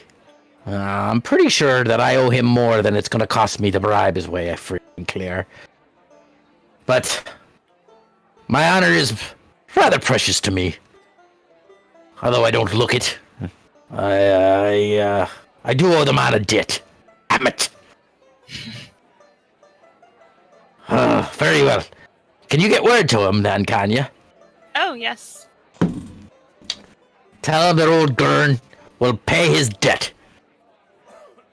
And I'll do my best to get him free. There's not a time to be going to the Blade Garden. No, it's not. Oh, what's... Is there something going on in Blade Garden? Well, you know that the Ashkeeper garrison has fallen. So it is the last line now, should those bastard cricks be pushing any further into the Empire. Mm-hmm. Plus, that's where they train all us. That's where they train all the righteous brand, don't you know? Really? I guess that makes sense. Considering it's one of the most fortified. I do have a question. There was... You know that if they're sending them there, They're likely to be press ganging him into the army. I don't think he'd do very well in that. Oh, no, that little dandy fancy pants certainly would not. All the more reason we should probably save him from that fate. I mean, it was just a woman after all. It's relation. There's far worse crimes out there. You very well. Not trusting you now. What? Why? Well, just after there. He's expecting a trap there. There's no trap, darling. Let's just see, I've seen my fair share of the world.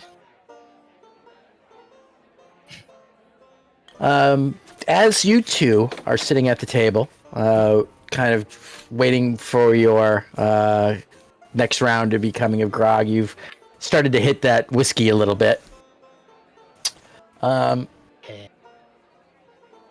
You guys notice that it's starting to outside. You hear kind of like distant like sounds, like.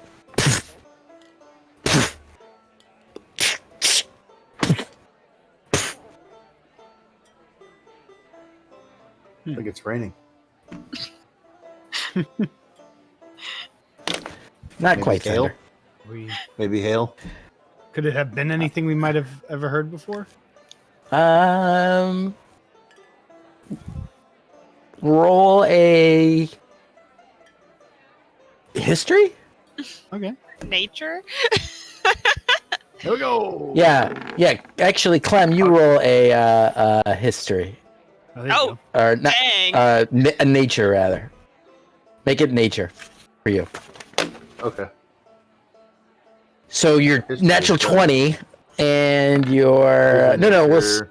it's the same, right? Oh, so it it would have been was a 19. -1, so it's It's a 19 either way. So yeah, so you know, because Natural kids 19. remember No, natural 2019. a 20 is only a success automatically in combat, not on skill checks. It still feels okay. good. So what's your It no makes me doubt, feel no like doubt.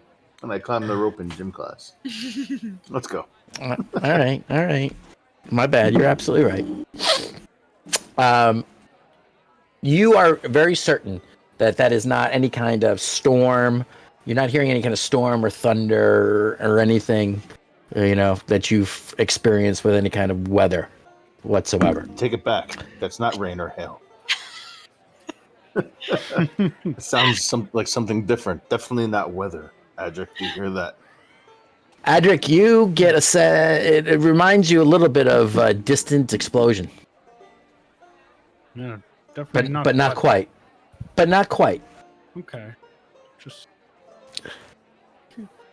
maybe that's something we could check out once Gwen's done talking to that pirate over there. He thinks she's trying to bet him. No. Oh, She might have a thing for dwarfs. She hasn't been quite fond of me. I don't know. Well, have you tried? Maybe it's an individual thing. Do we know? Do we know what? She hasn't really shown this side of her. They have been talking for.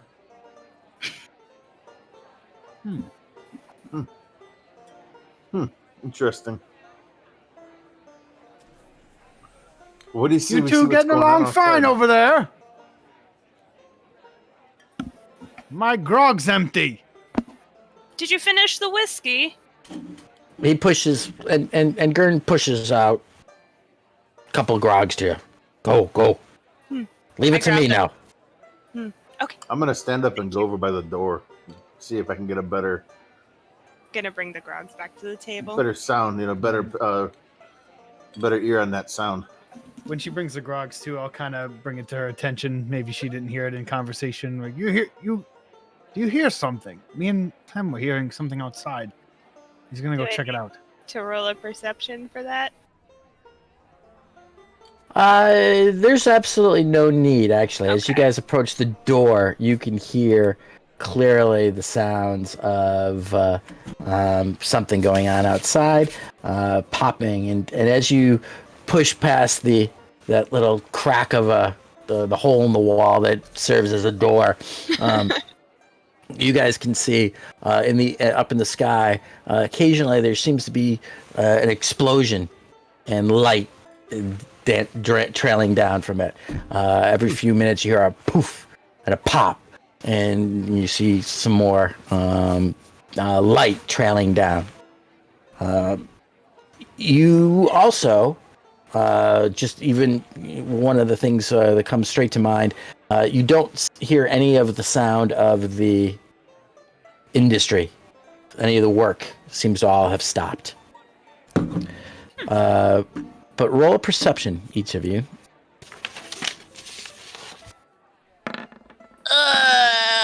14 6 for me. I got it. Gwendolyn is engrossed by the display that she sees up in the sky above this area. Adric, you're very keen now.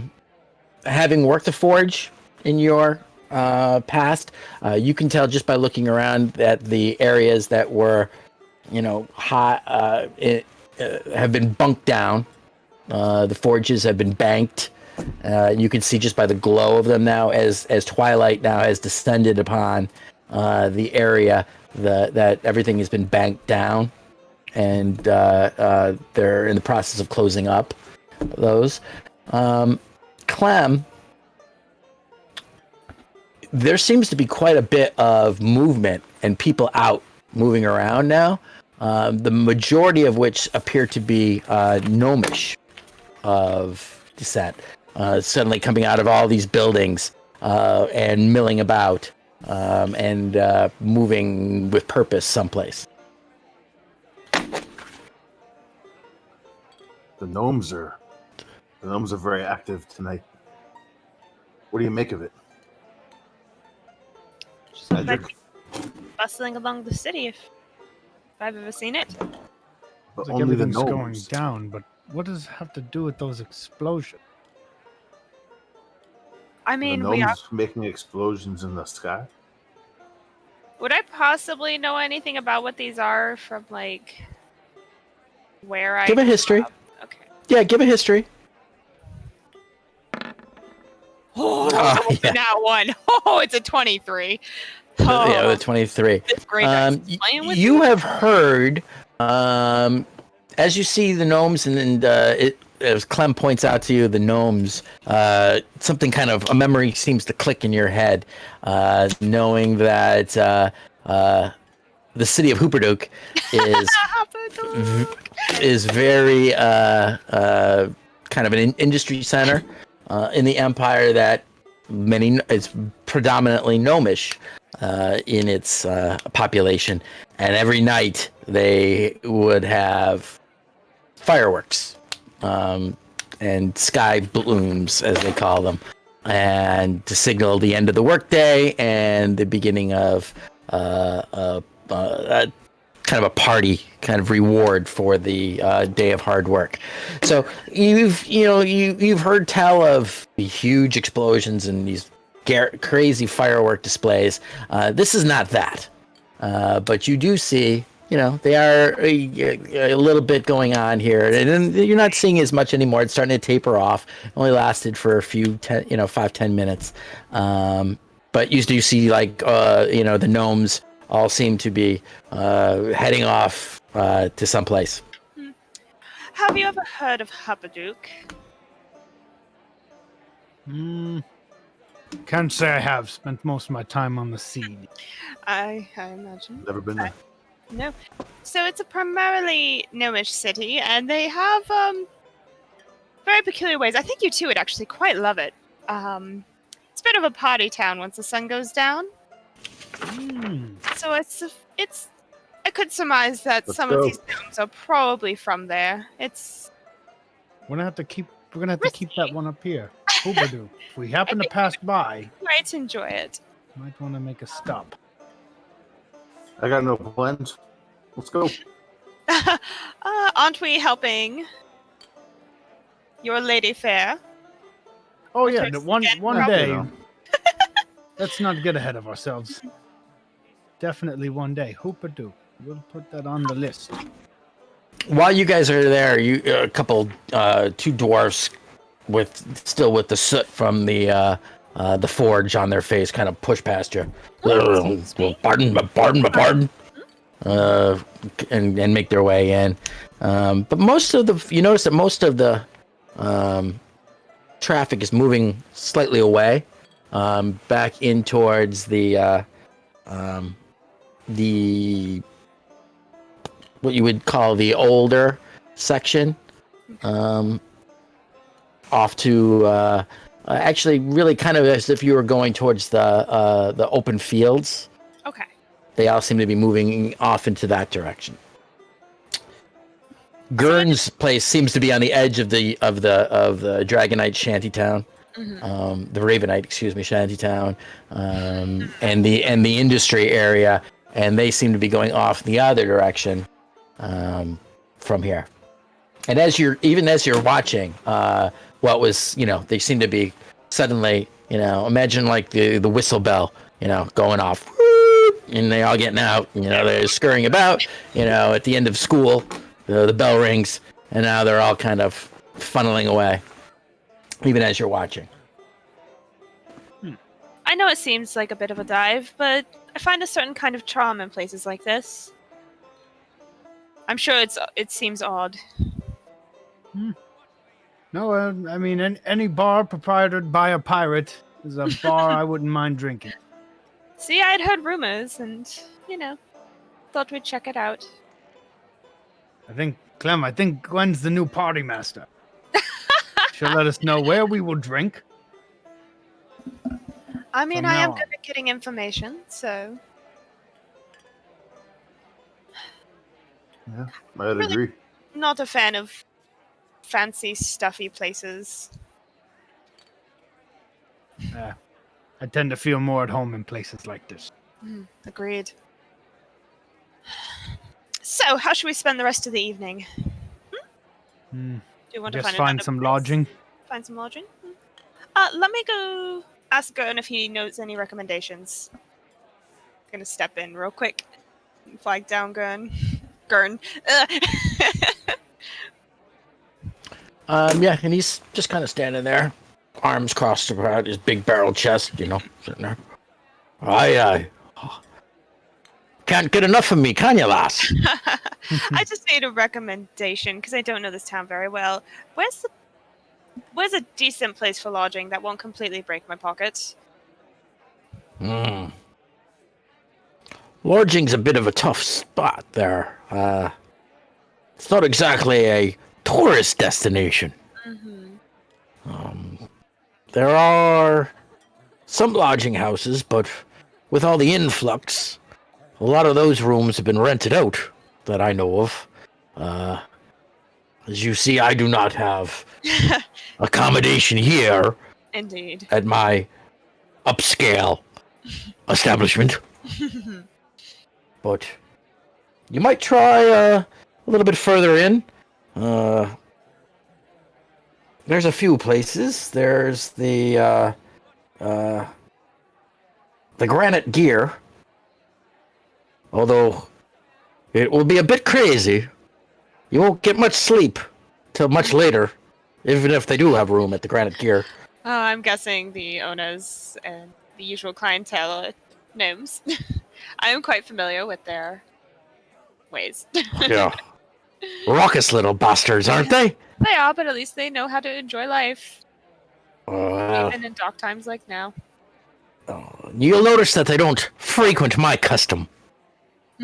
But, other than that, I'm not quite sure where you might go. I mean, there's the Dancing Hag, another of my competitors, but it's not as a fine of establishment as my place. I wouldn't imagine. Okay, well, thank you so much, Gurn. It's been an absolute pleasure meeting you, and I'm sure our paths will cross again. Best of luck to you, though. You as well.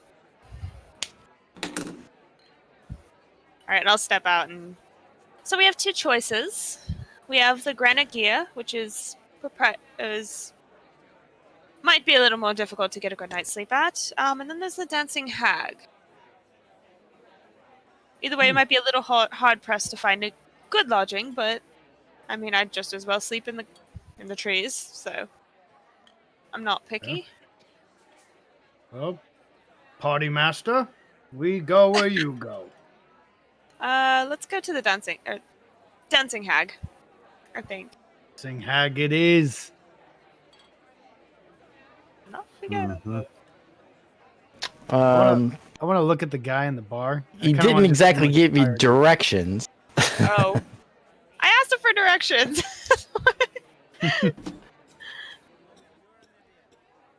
What was that, Sean?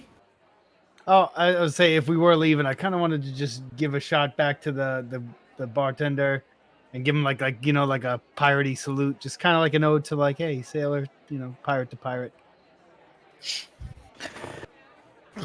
Fair winds to you there. Fair winds. Kind of like, Can you ask him directions to the dancing hag? I forgot to ask. oh, I kind of walk back. Just kind of try to. Can I trouble you for the directions to the dancing hag? My friend seemed to have forgotten. I think she might fancy you.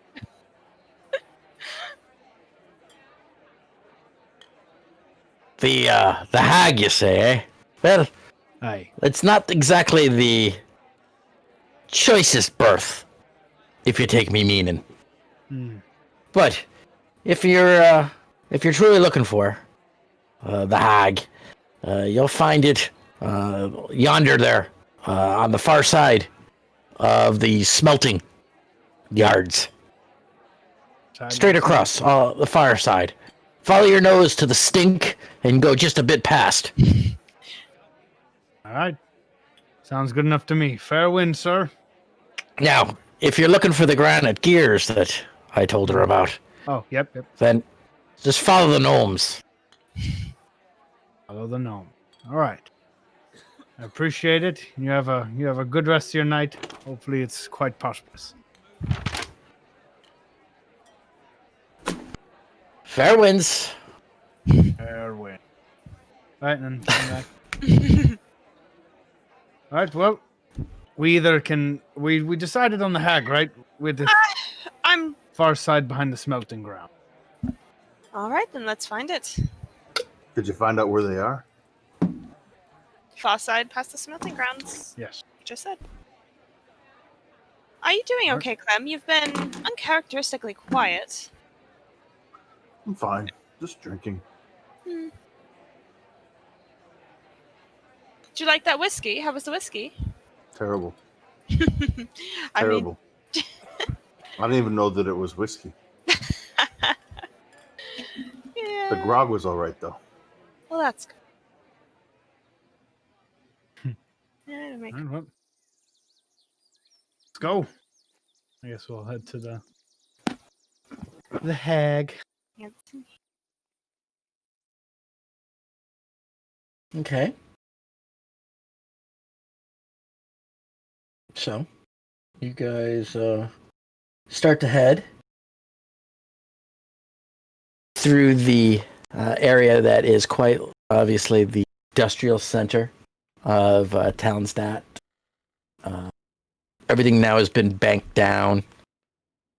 It's kind of dark. A little bit sketchy, it feels, this late at night. You do see, as you're walking, a patrol of 4 Crown's guardsmen kind of making their way in the same general direction. And you find yourself kind of following after them, following the directions. It's not too hard to know where the smelting facilities are, because it's like that burnt sulfurous kind of not nice smell as you continue on. And you notice that the Crown's Guard patrol, if you will, seems to kind of stop, look down an alley, and it almost seems like they look at each other and laugh and continue onward. Roll perception, everyone.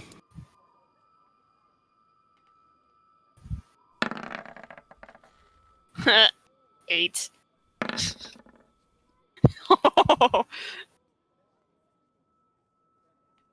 Clem's been killing it on those 8, perceptions 16. today. Yeah. Very Well, yeah, the rest of you maybe had a little bit to drink, so we're not quite sure why that would be the case. But Clem, as you guys are kind of walking, you can hear raised voices and what it sounds to be of a cry. Maybe a not quite a scream, but the sounds of someone in distress. Coming up from the direction right where the Crown's guards were. I'll point it out to my friends. Do you hear that?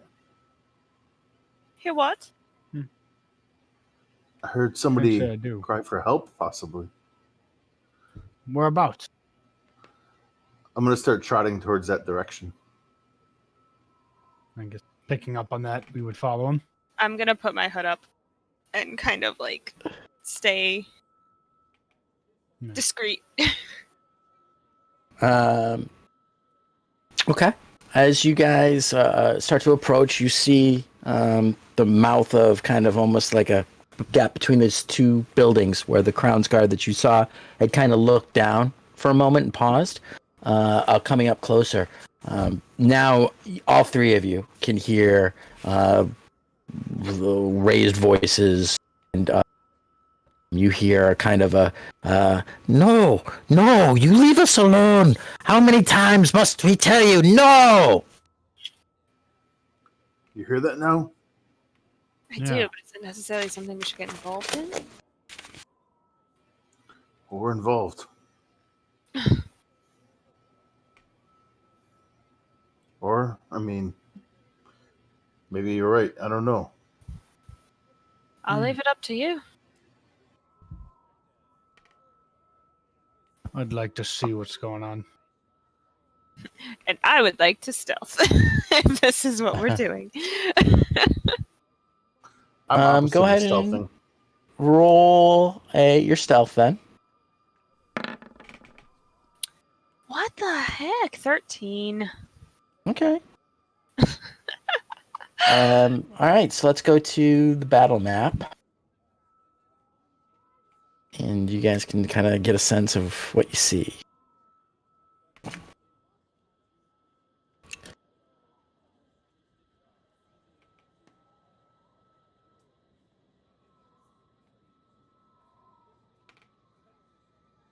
If I remember what the button is. There we go.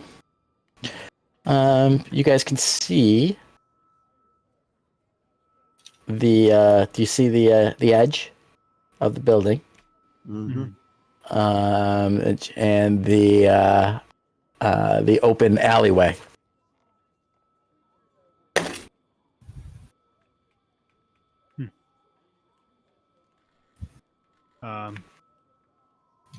Clem, would you be in front? Hang on, Yeah. we'll get some. Let me see. The kids at home aren't seeing anything. Give me just a second to figure out why that is. Oh, I know why. Wow. Oh, did you forget to turn on the lights? No, it's I put them in the wall. Oh, Sorry, no. kids. So when you're inside a wall, you can't see anything. That would make sense. Yeah. Okay. So there you go. So you're up there, and you hear the sound coming from down the alley. Gwen, you have attempted to stealth. Yeah.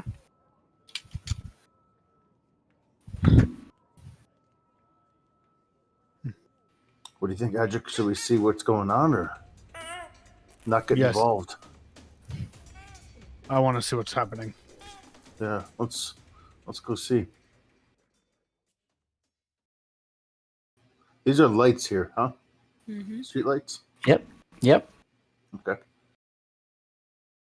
Yeah. So you've noticed that even though it's kind of dark and dismal, there are periodic lights and some kind of civic effort that's been put into Townsdat, which really your perception of it coming here was that it was pretty much a refugee camp.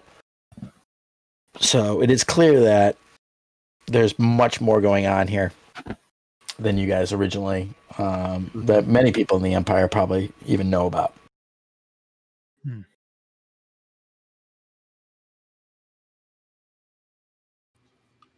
Go all badass Clem side by side. All right. So Yeah, as you walk we're not- along, you see at the far end of the. Okay, hold up. Oh, yeah. Stop moving. You guys, you see at the far end what appears to be a couple of the Dragonborn rather, at the far end, and a couple of large individuals with their backs to you, with cloaks up. That you can see. You see three of them. One of them is kind of in the face of the larger of the two Ravenites, Dragonborn, and appears to be in their face, kind of at him. And you can't quite make out what they're saying, but you can clearly see the larger of the two, Dragonite, has got a small, maybe adolescent Dragonborn behind, and he's kind of pushing what appears to be a younger girl behind him to try to stay in between him and this individual, as he says, no, he told you no. Well, Clem? Look at I know. Adric and kind of snarl like, I don't like seeing them getting taken advantage of, picked on. I don't know what they're doing. Uh-oh. Yep. I'm not gonna let this happen. I'll take like one more step and be like, hey, I believe they asked to be left alone. As you say that, the two in the back kind of turn to you. It's none of your concern.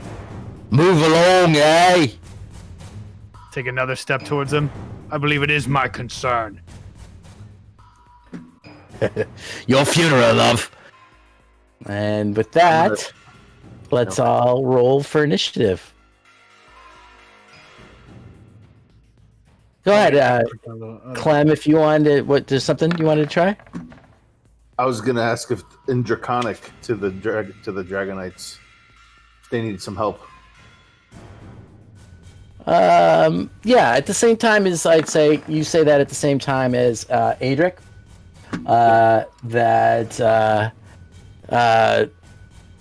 You see him kind of, yes.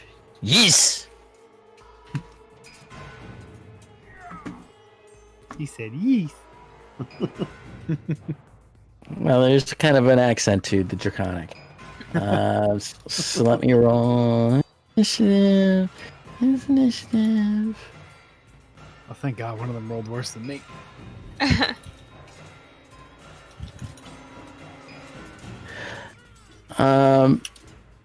Do me a favor, though. The two of you, as you step in the alley and they turn, give me a perception check real quick.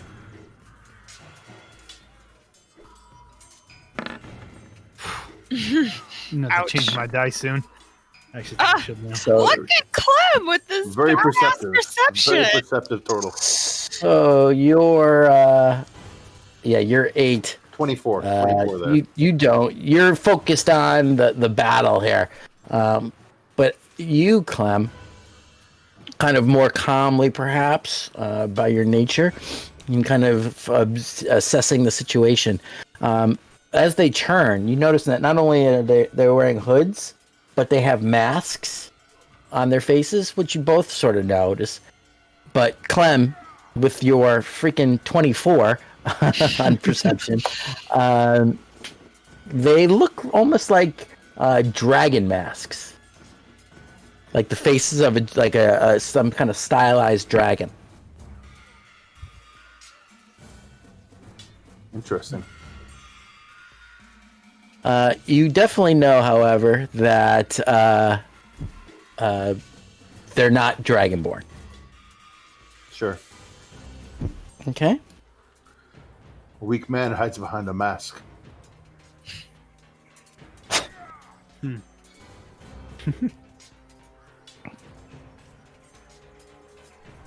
Okay. I mean, you have a whole turn here. Oh, it's my turn. I didn't hear you say it. Okay. I didn't know You are well, first. I'm not going to make the first attack, but I will hold a sacred flame in my hand. It says, "Leave these alone." And as soon as one of them attacks us, I will let it go. Okay, so you have to specifically. I need a little bit more specific. As soon as there is an attack from one of them onto us, I will sacred flame the closest one. Okay, I'm the one who attacks. The one who attacks, yes. Unless Okay. it's one of the Dragonborn. If those Dragonborn attack, I will not attack them. But if it's one of these attacking us, then yes, I will attack. Okay, Just to clarify extra. good. That's good to know. It's always good to be clear. Sure. Okay. All right, Gwen. You hear this exchange going on from around the corner as you kind of have peeked around. Let's say you kind of see your companions. I can see this guy. Slightly inebriated, but we'll say not enough to. Who, me? No, the boys. Oh, gotcha. Okay, just sorry. Yes. Yeah, I feel like this is this campaign is turning into a drinking game with a little bit of D&D mixed into it. All right. I'm gonna have my bow out. Like when I dropped stealth and started hearing stuff, I pulled my bow out, like ready to go. And I am going to. Did I hear the exchange? Oh yeah. Okay. I am gonna kind of sit at this corner and have a shot ready for one of the aggressors to attack. Okay. And Cool. that's all I can do because I'm not a magic user. So So if someone attacks, so just to clarify, so someone attacks, that's your trigger for your hold action to yeah, fire your bow at the first attacker. of the like aggressors, the ones that had their backs to us. Okay. Okay.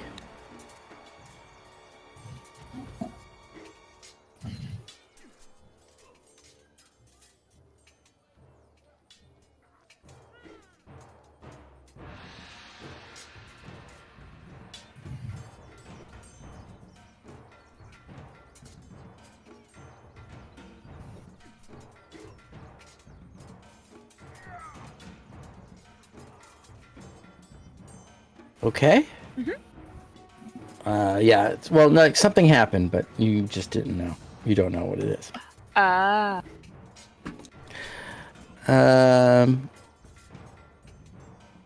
Okay. So, we'll say.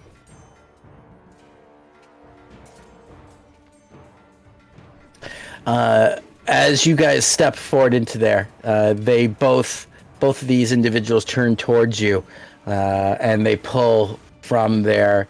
They draw these scimitars, but you can see they have more of the rippled edge to them. So they're these nasty looking, kind of stylized scimitars, and they move towards you.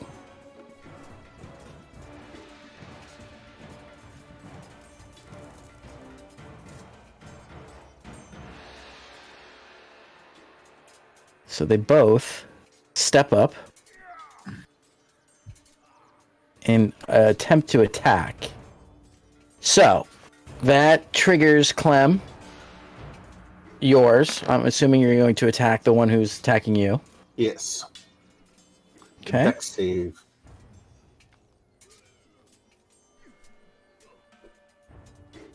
The 5 on the dexterity save does not.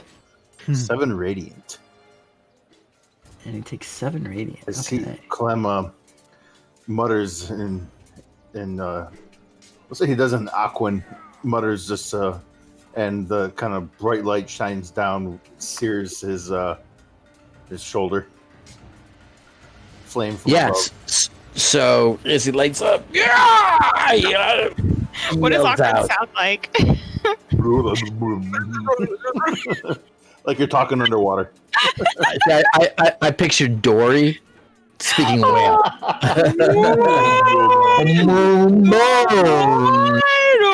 Bad guy.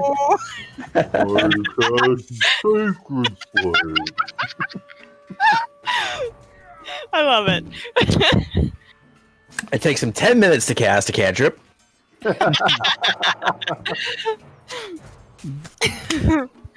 Okay, so he fries. I will say this: since they both move simultaneously up to attack, Gwendolyn has her option whether she wants to attack the one or the other. I'm gonna attack the one that's already been hit. All right, I figured you would. Go ahead.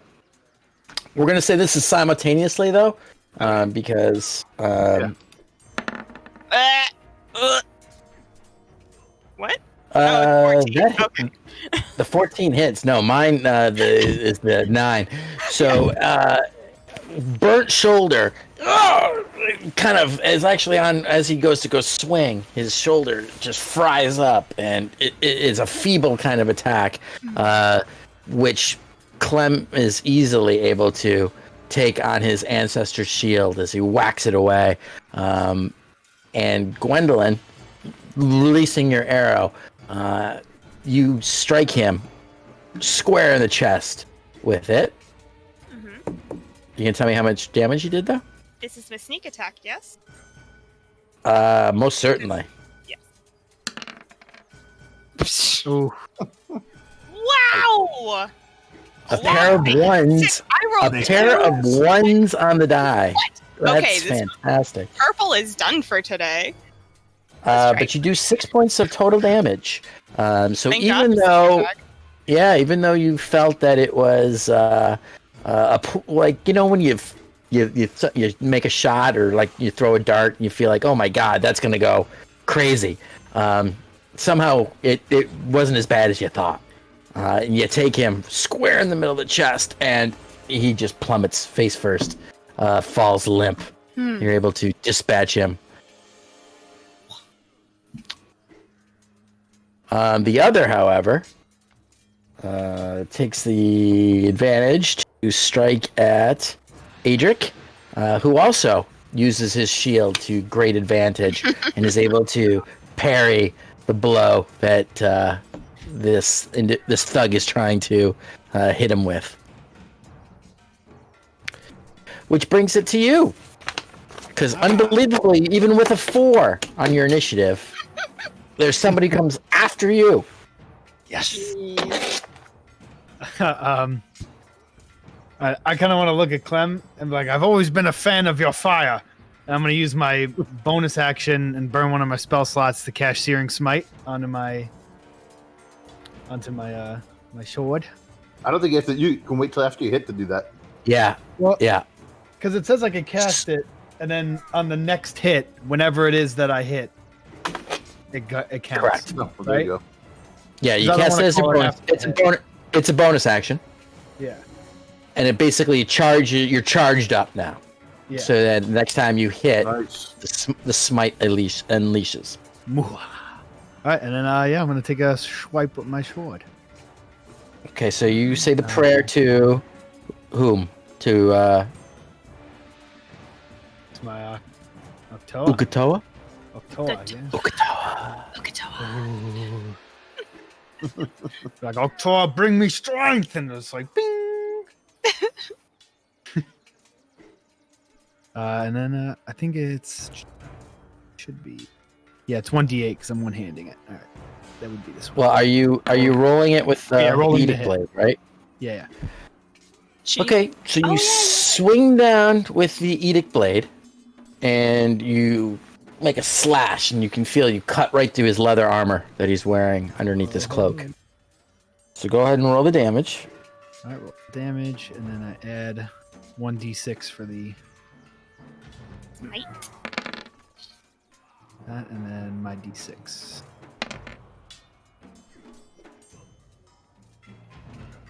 9 plus 5, so 14 points, and then I think he also bursts into flames.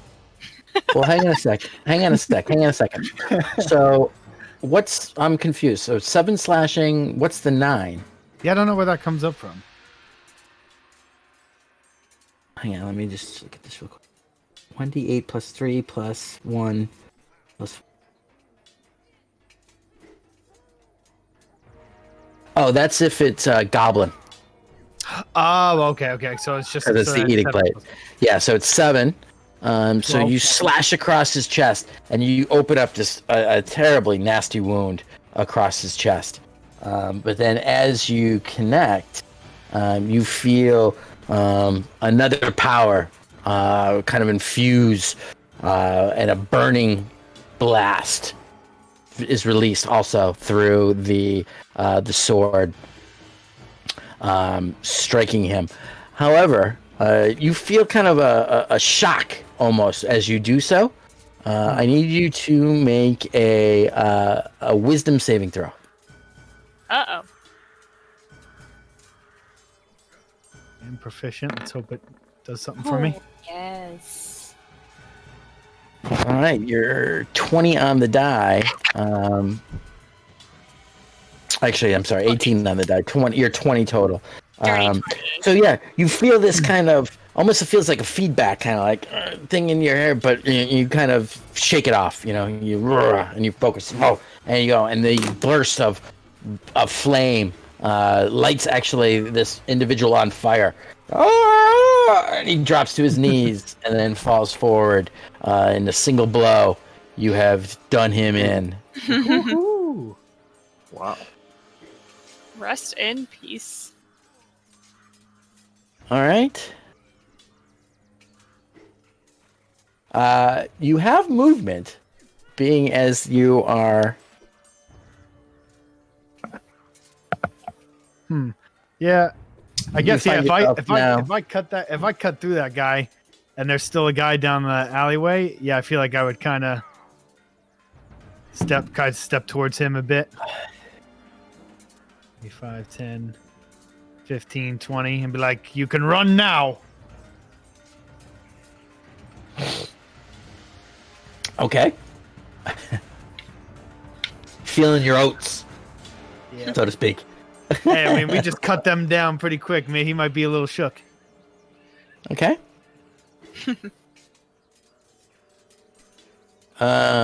You see the Dragonborn here, kind of try to move backwards, and this individual also with a mask on his face, although he does appear to be a little bit beefier than the other guys.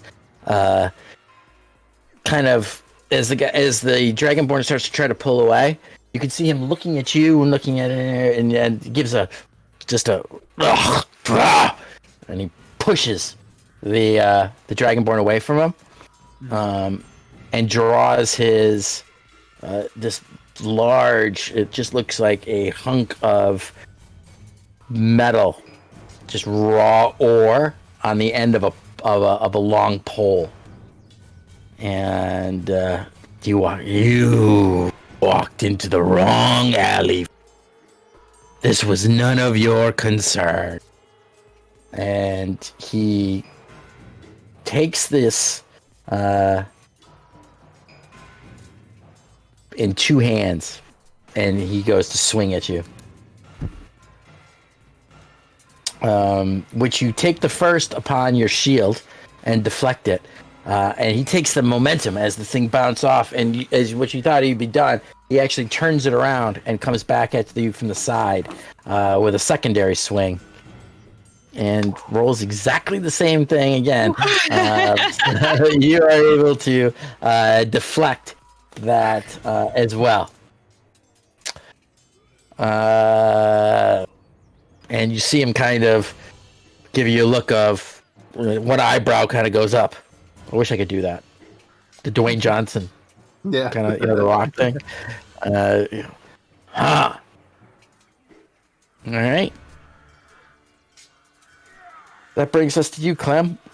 So it's dark down there, but if I can see him, I can see him, right? Yeah, I'm sorry. Let me see what you can see here. Yeah, you can just see him. It is dark down at that end of the alley. But yes, you can make it out. So I'll make him out down here, and I will. He used the mace. Pretty much, yeah. But I mean, it's not like it looks like a piece of raw ore. Okay. Mounted on the end of a pole, if you will. But yeah, it strikes like a mace. I'm going to try to hit him with mine. Yeah, yours is a lot nicer. Damn. Nice. 23. All right, there. You should go to Vegas tonight. Working, right? Right when we're done with here, man. Straight to Vegas. All right, so you come down at him. Clem, this kind of mild, easy-going turtle, but when raised with fury, you see him kind of come with an overhand smite down on the top of him and just crunch onto this bad guy's shoulder, for lack of a. That's not the best description I ever gave in my life, but you get my feel. You get my feel. Absolutely. I've got a bonus action too. Okay. I would like to. It's something that you wrote up for me here. So I'm holding my ancestor's shield. I like to use my bonus action to shove him. Try to shove him down. Ooh. Okay. To the ground. Is that athletics, or I'm not sure what that is. So. Yeah. So exactly, it's a athletics contest. I am not proficient in athletics, but that's all right. That's The way okay. You've been rolling today. You might not need to be. Yeah. Oh. Well, with my 7, you are My able 10. to you shove him, and he moves 5. You push him back up against the wall, and he falls prone. And I say, sit down. Sit down, son. Sit down. And I've got a cool little prone icon here someplace. Now, I might be ignorant here. I know he didn't walk away, but do I get an attack of opportunity if he steps No. out of that 5 feet? No, if he is forced out of range, then you don't get the opportunity Okay, attack. got it. So that's the general rule of thumb. They basically have to purposely leave. Okay. But you fair will enough. have advantage on him. Ah. With melee, ranged Right, attacks right. now are at disadvantage. Yeah. Yeah, thanks.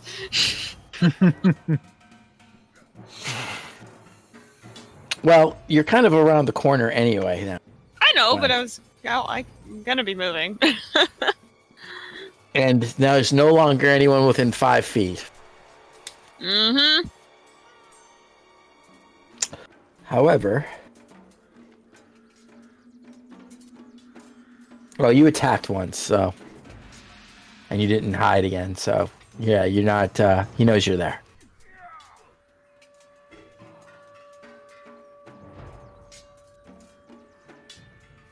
Well, I couldn't because the only thing I could do is take my action that I held.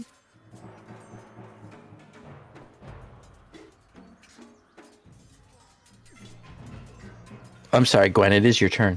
Oh, it sure is. Okay, sorry. I thought maybe you were deep in thought. Then I I'm realized, sorry. I'm gonna. she move doesn't here, realize. and Okay. I would like to use my bonus action to hide. Well, I couldn't Go do ahead it and roll. before because it was a... That's you're doing it exactly right. Yeah. Okay. You're doing it perfectly. I'm so nervous.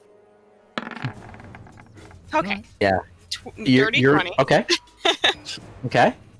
And where is he? He's right here. Yep. And you have dark vision, so you can see. But it's at disadvantage because he's on the ground. So Correct. I am going to draw my bow and hold it until he stands up. Okay. And then I'm going to shoot him. Okay. And that will be the Is end that- of my turn. All right. So as you do this, and you're waiting for him to stand up, I'm going to turn that off. Above you, on the rooftop, Son of a bitch. you hear little insects. It's amusing because you think you're doing so very well, don't you? Why must you interfere where you do not belong? And you see him start to move his hands and begin to mutter underneath his breath.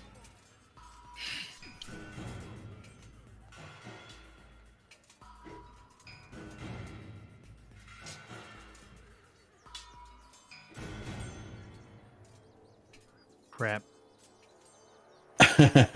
Fireball. No.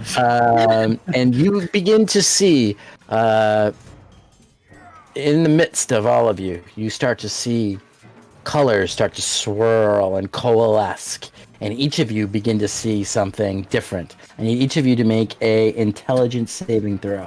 Oh, that's my goal. Oh, 25 with a natural 20. Hey,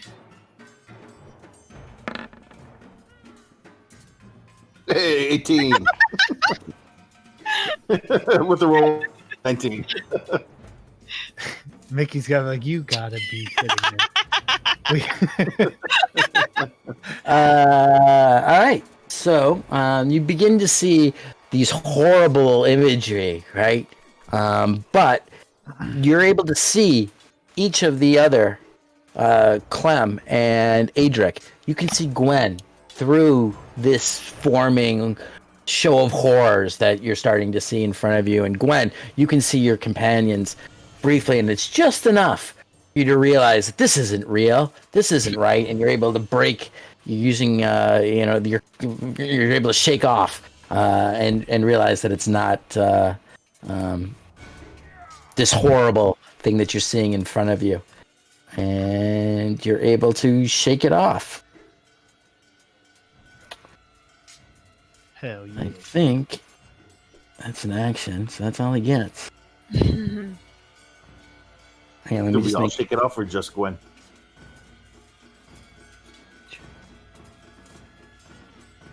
I think we all do because it's a DC 14. So as long as you rolled a 14 or higher, you're good. Oh, sure. I didn't even notice I'm that. just double checking to see if it's there's anything from a failed save, which I don't think there is.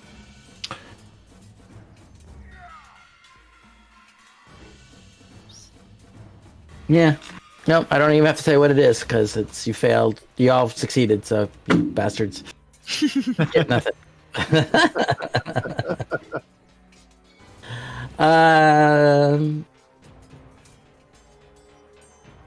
And that's pretty That's a much barrel. Okay.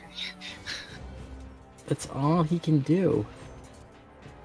All right.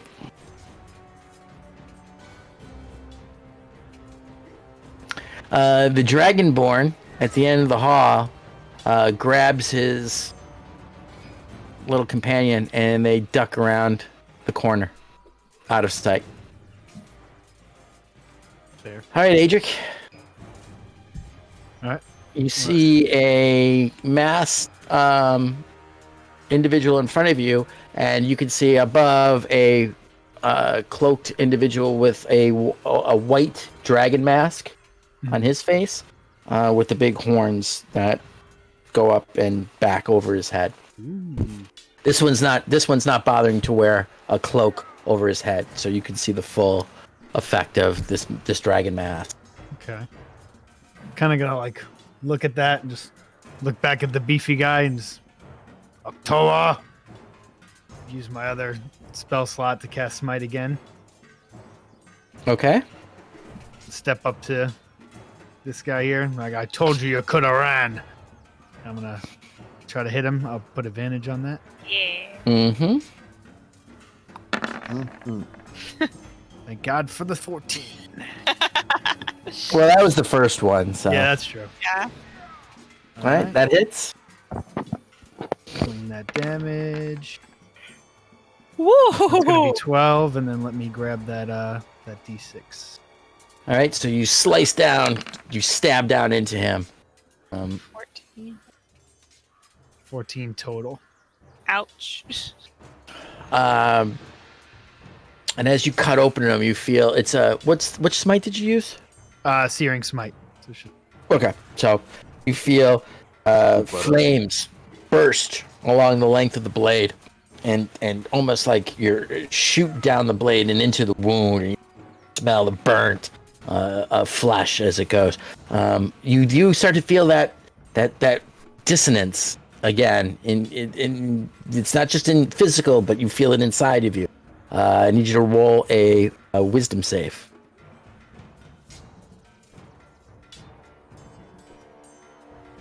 Oh, sorry, not the advantage. Just take the first That's one. okay. 21. Oh. So That off. again, in the rage of battle, you kind of just shake it off, and you focus on the elation of the power streak flowing out of you into your enemy. He does not look good at all. He's pretty slashed up and charred in places now. How did my hit points become 1? That was my fault. That was my fault. I subtracted it from the wrong token. Apologies. I just happened to look and I was like, He has ability to send the damage to you. I thought I made my save. What's that? Chains of something. That's in Divinity 2. Yeah. It's a great spell. Chains of something. Okay. So he stands up. I shoot him. Yeah, I know. So as he stands up, you go ahead and roll your attack. No. Oh not no! the It's a 9. As he's not completely stood up yet, as you release, and your arrow whisks right where he kind of stumbles a little bit as he's trying to stand up because he's so badly hurt. So he stumbles a little bit, and as he goes back down, right where his head would have been if he had stood up cleanly, your arrow whistles through and lodges in the building behind. But she looks at the arrow, motherfucker, and stands up all the way. You can clearly see him. He looks back behind him to the end of this alley that's a dead end. He looks to the left to a dead end alley, and realizing that he's kind of only between he's gonna have to fight his way out.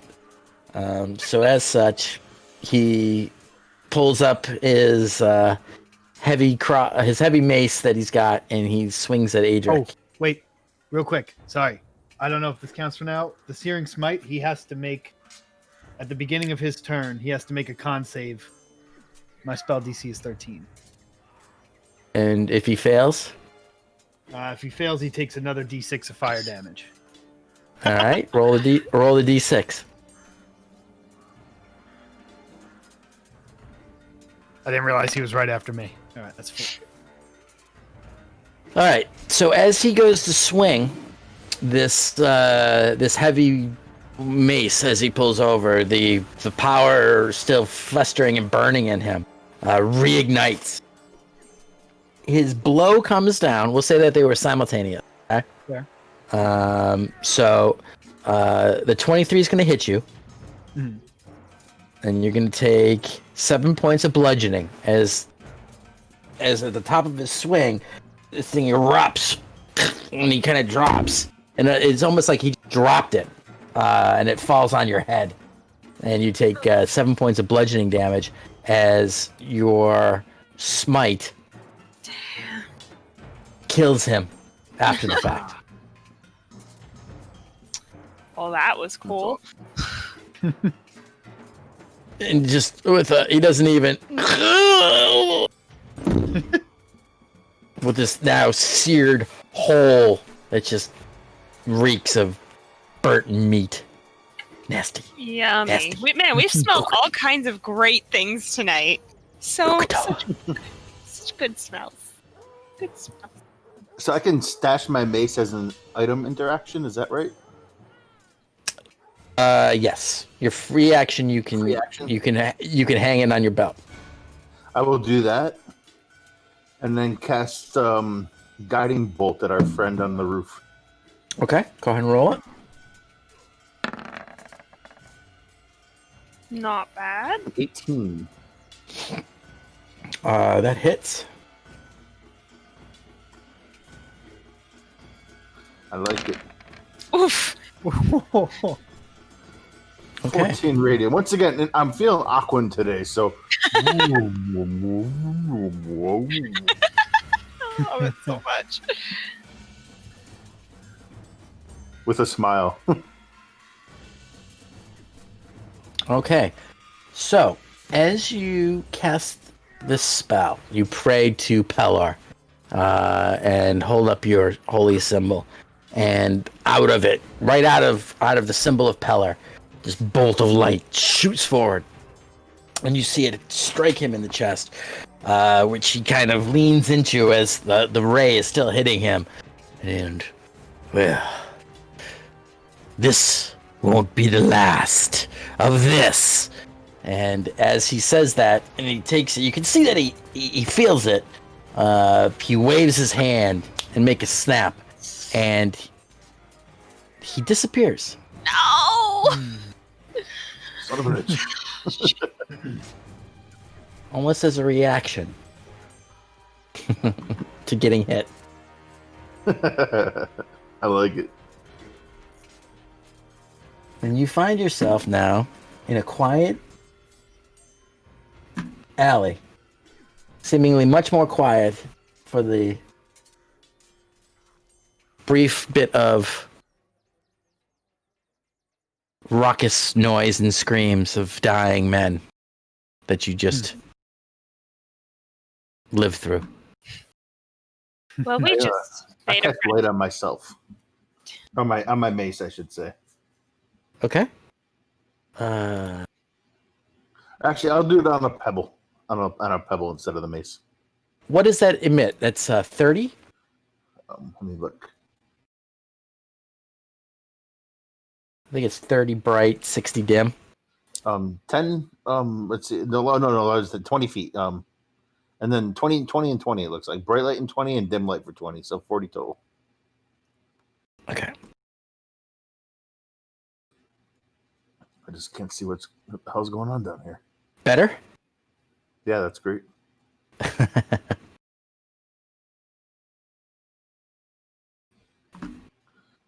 Really need to win those goggles from your girlfriend, Adric. I think we Once also again, she's not my girlfriend, not yet. I think we just made a Clearly. friend that we're not going to really want.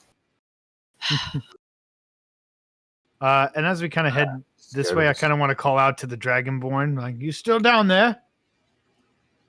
I'm going to say in Huh. Dragonborn or Yeah, you guys Draconic. know it's Draconic. We're here to help. Are you okay? You hear in Draconic.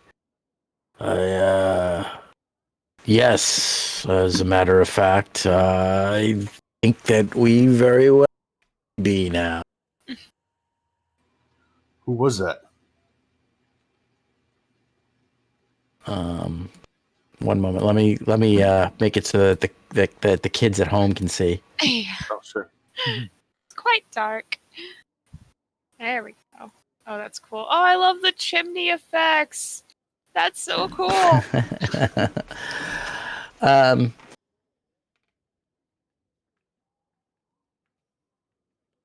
they were not friends. Are you? Are you friends? We're friendly. Get down on one knee and bow my head. Yes, I believe we are. Roll a persuasion, Clem, with advantage.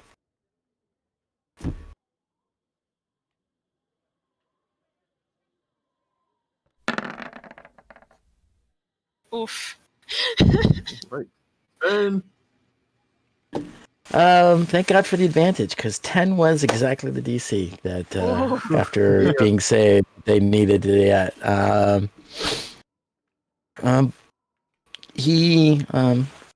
The Raven Knight, a large, strong-looking Dragonborn, with he still has his little compatriot behind him, on kind of holding her between himself between you and her. Well, and he says this in Draconic to you, Gwen. Mm-hmm. We owe you a debt, which we shall honor with our friendship, and I thank you. And then in common, he says, and to you, warrior with a shell, we owe you our thanks as well. But please, do not kneel. You are not slave. You should not kneel. We are all free men, are we not? of course, I was just showing you I wasn't going to clobber you with my shield. In Draconic, I say that. Oh. No offense meant. Harim, which you actually know is an honorific. Noble one would be the translation, loosely. Well, seeing as we're all friends now, perhaps introductions are in order. I'm Gwen. I say, this is Edric behind me, and I kind of grab him and pull him up to the front. Aye. He did the I am known as right. Barash, and this is my sibling, Dazine. Those ruffians were attempting to recruit us into their vile club, I believe. It appears we kind of messed that up. I think that's for the better. Absolutely. For us as well. We have no desire to join the foulness of the caustic cart. What was it? Caustic? They promise us a better life. They promise us ease and respect, but we can earn that as we are here doing. We do useful things. We do not need the caustic heart. Heart.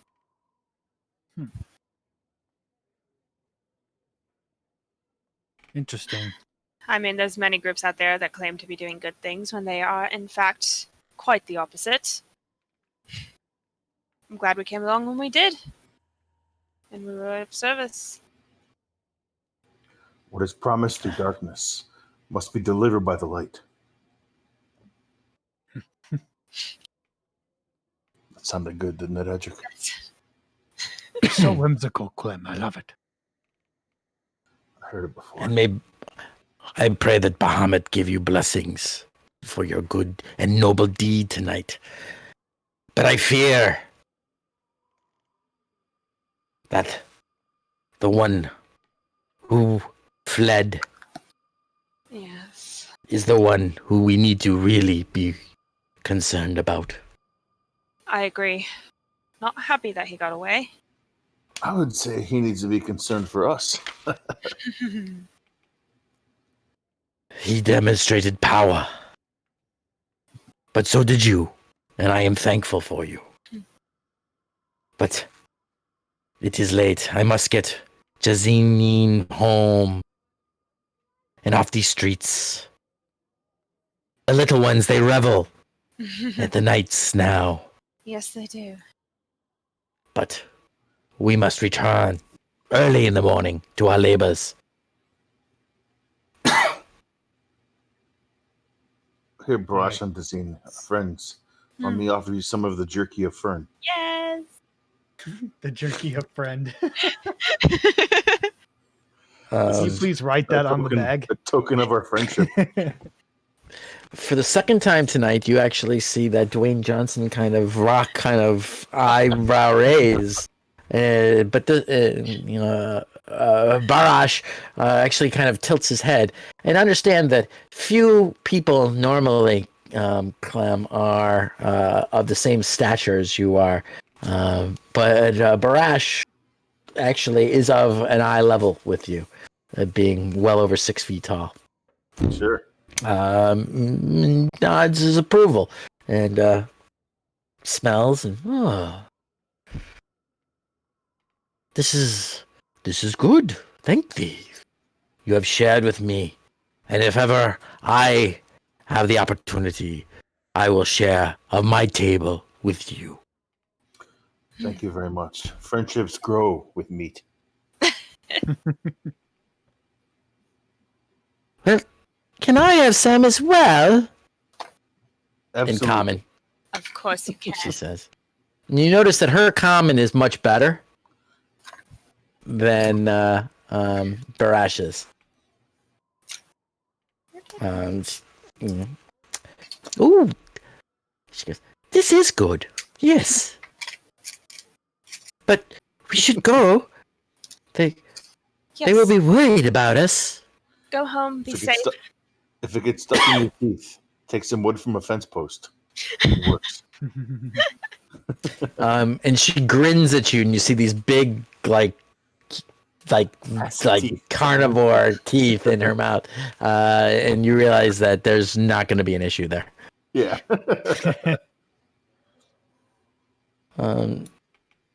So they move off, and thank you, bowing, and begin to head out How do you spell into the night. How do you spell their names? I just want to make sure I have my notes right. I'll send them to you, so Okay, you don't have to thank do you. it right now. Come on, it's Barash and Dazine.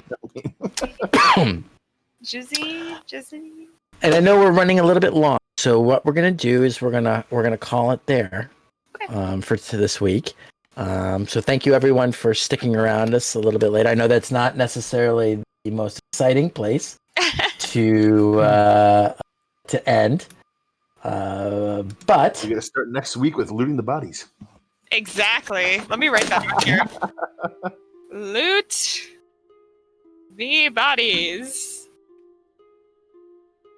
yeah, there was you guys a lot of meat and potatoes going on tonight on that one. It was pretty. Yeah. Good time. A lot of info, a lot of stuff. On the path of getting my homeboy out of jail. Right? Another dwarf pirate. What are the odds? That's awesome. Not to say that all dwarves are pirates. We're not trying to Good, say Dad. that, folks. We're not trying to pigeonhole. You Nope. know, we're not about that. However, He is a pirate. This particular dwarf just happens to be. Just happened to be. You know, he was a pirate just as long as Adric was. So, you know, maybe it's Adric that copied. Who knows? Well, Well, I thank never you know. once again. That's Sorry. wow. And on that note, we'll get one of those. So on that note, especially, so we'll say thank you to Syrinscape for providing our sound tonight. All of that was from their opportunity. I think it helped out quite a bit. So it was really great. Thanks again to World Anvo, who I'm using to help to write and organize all of this. A special shout out to CJ, who helped pull some of the ideas together and is my Wildemount walking thesaurus that I can ask questions to without having to spend an hour and a half looking. You guys, thank you very much, as always. And I hope you enjoyed it. I hope everybody at home enjoyed it. And we're looking forward to seeing what happens next week. Looting the bodies. Have a great week, everyone, and we will see you very soon. Happy Bye, Independence guys. Day. Yeah. Good night. Thank you. Be safe. Cheers. Yeah. Holiday weekend. Yeah.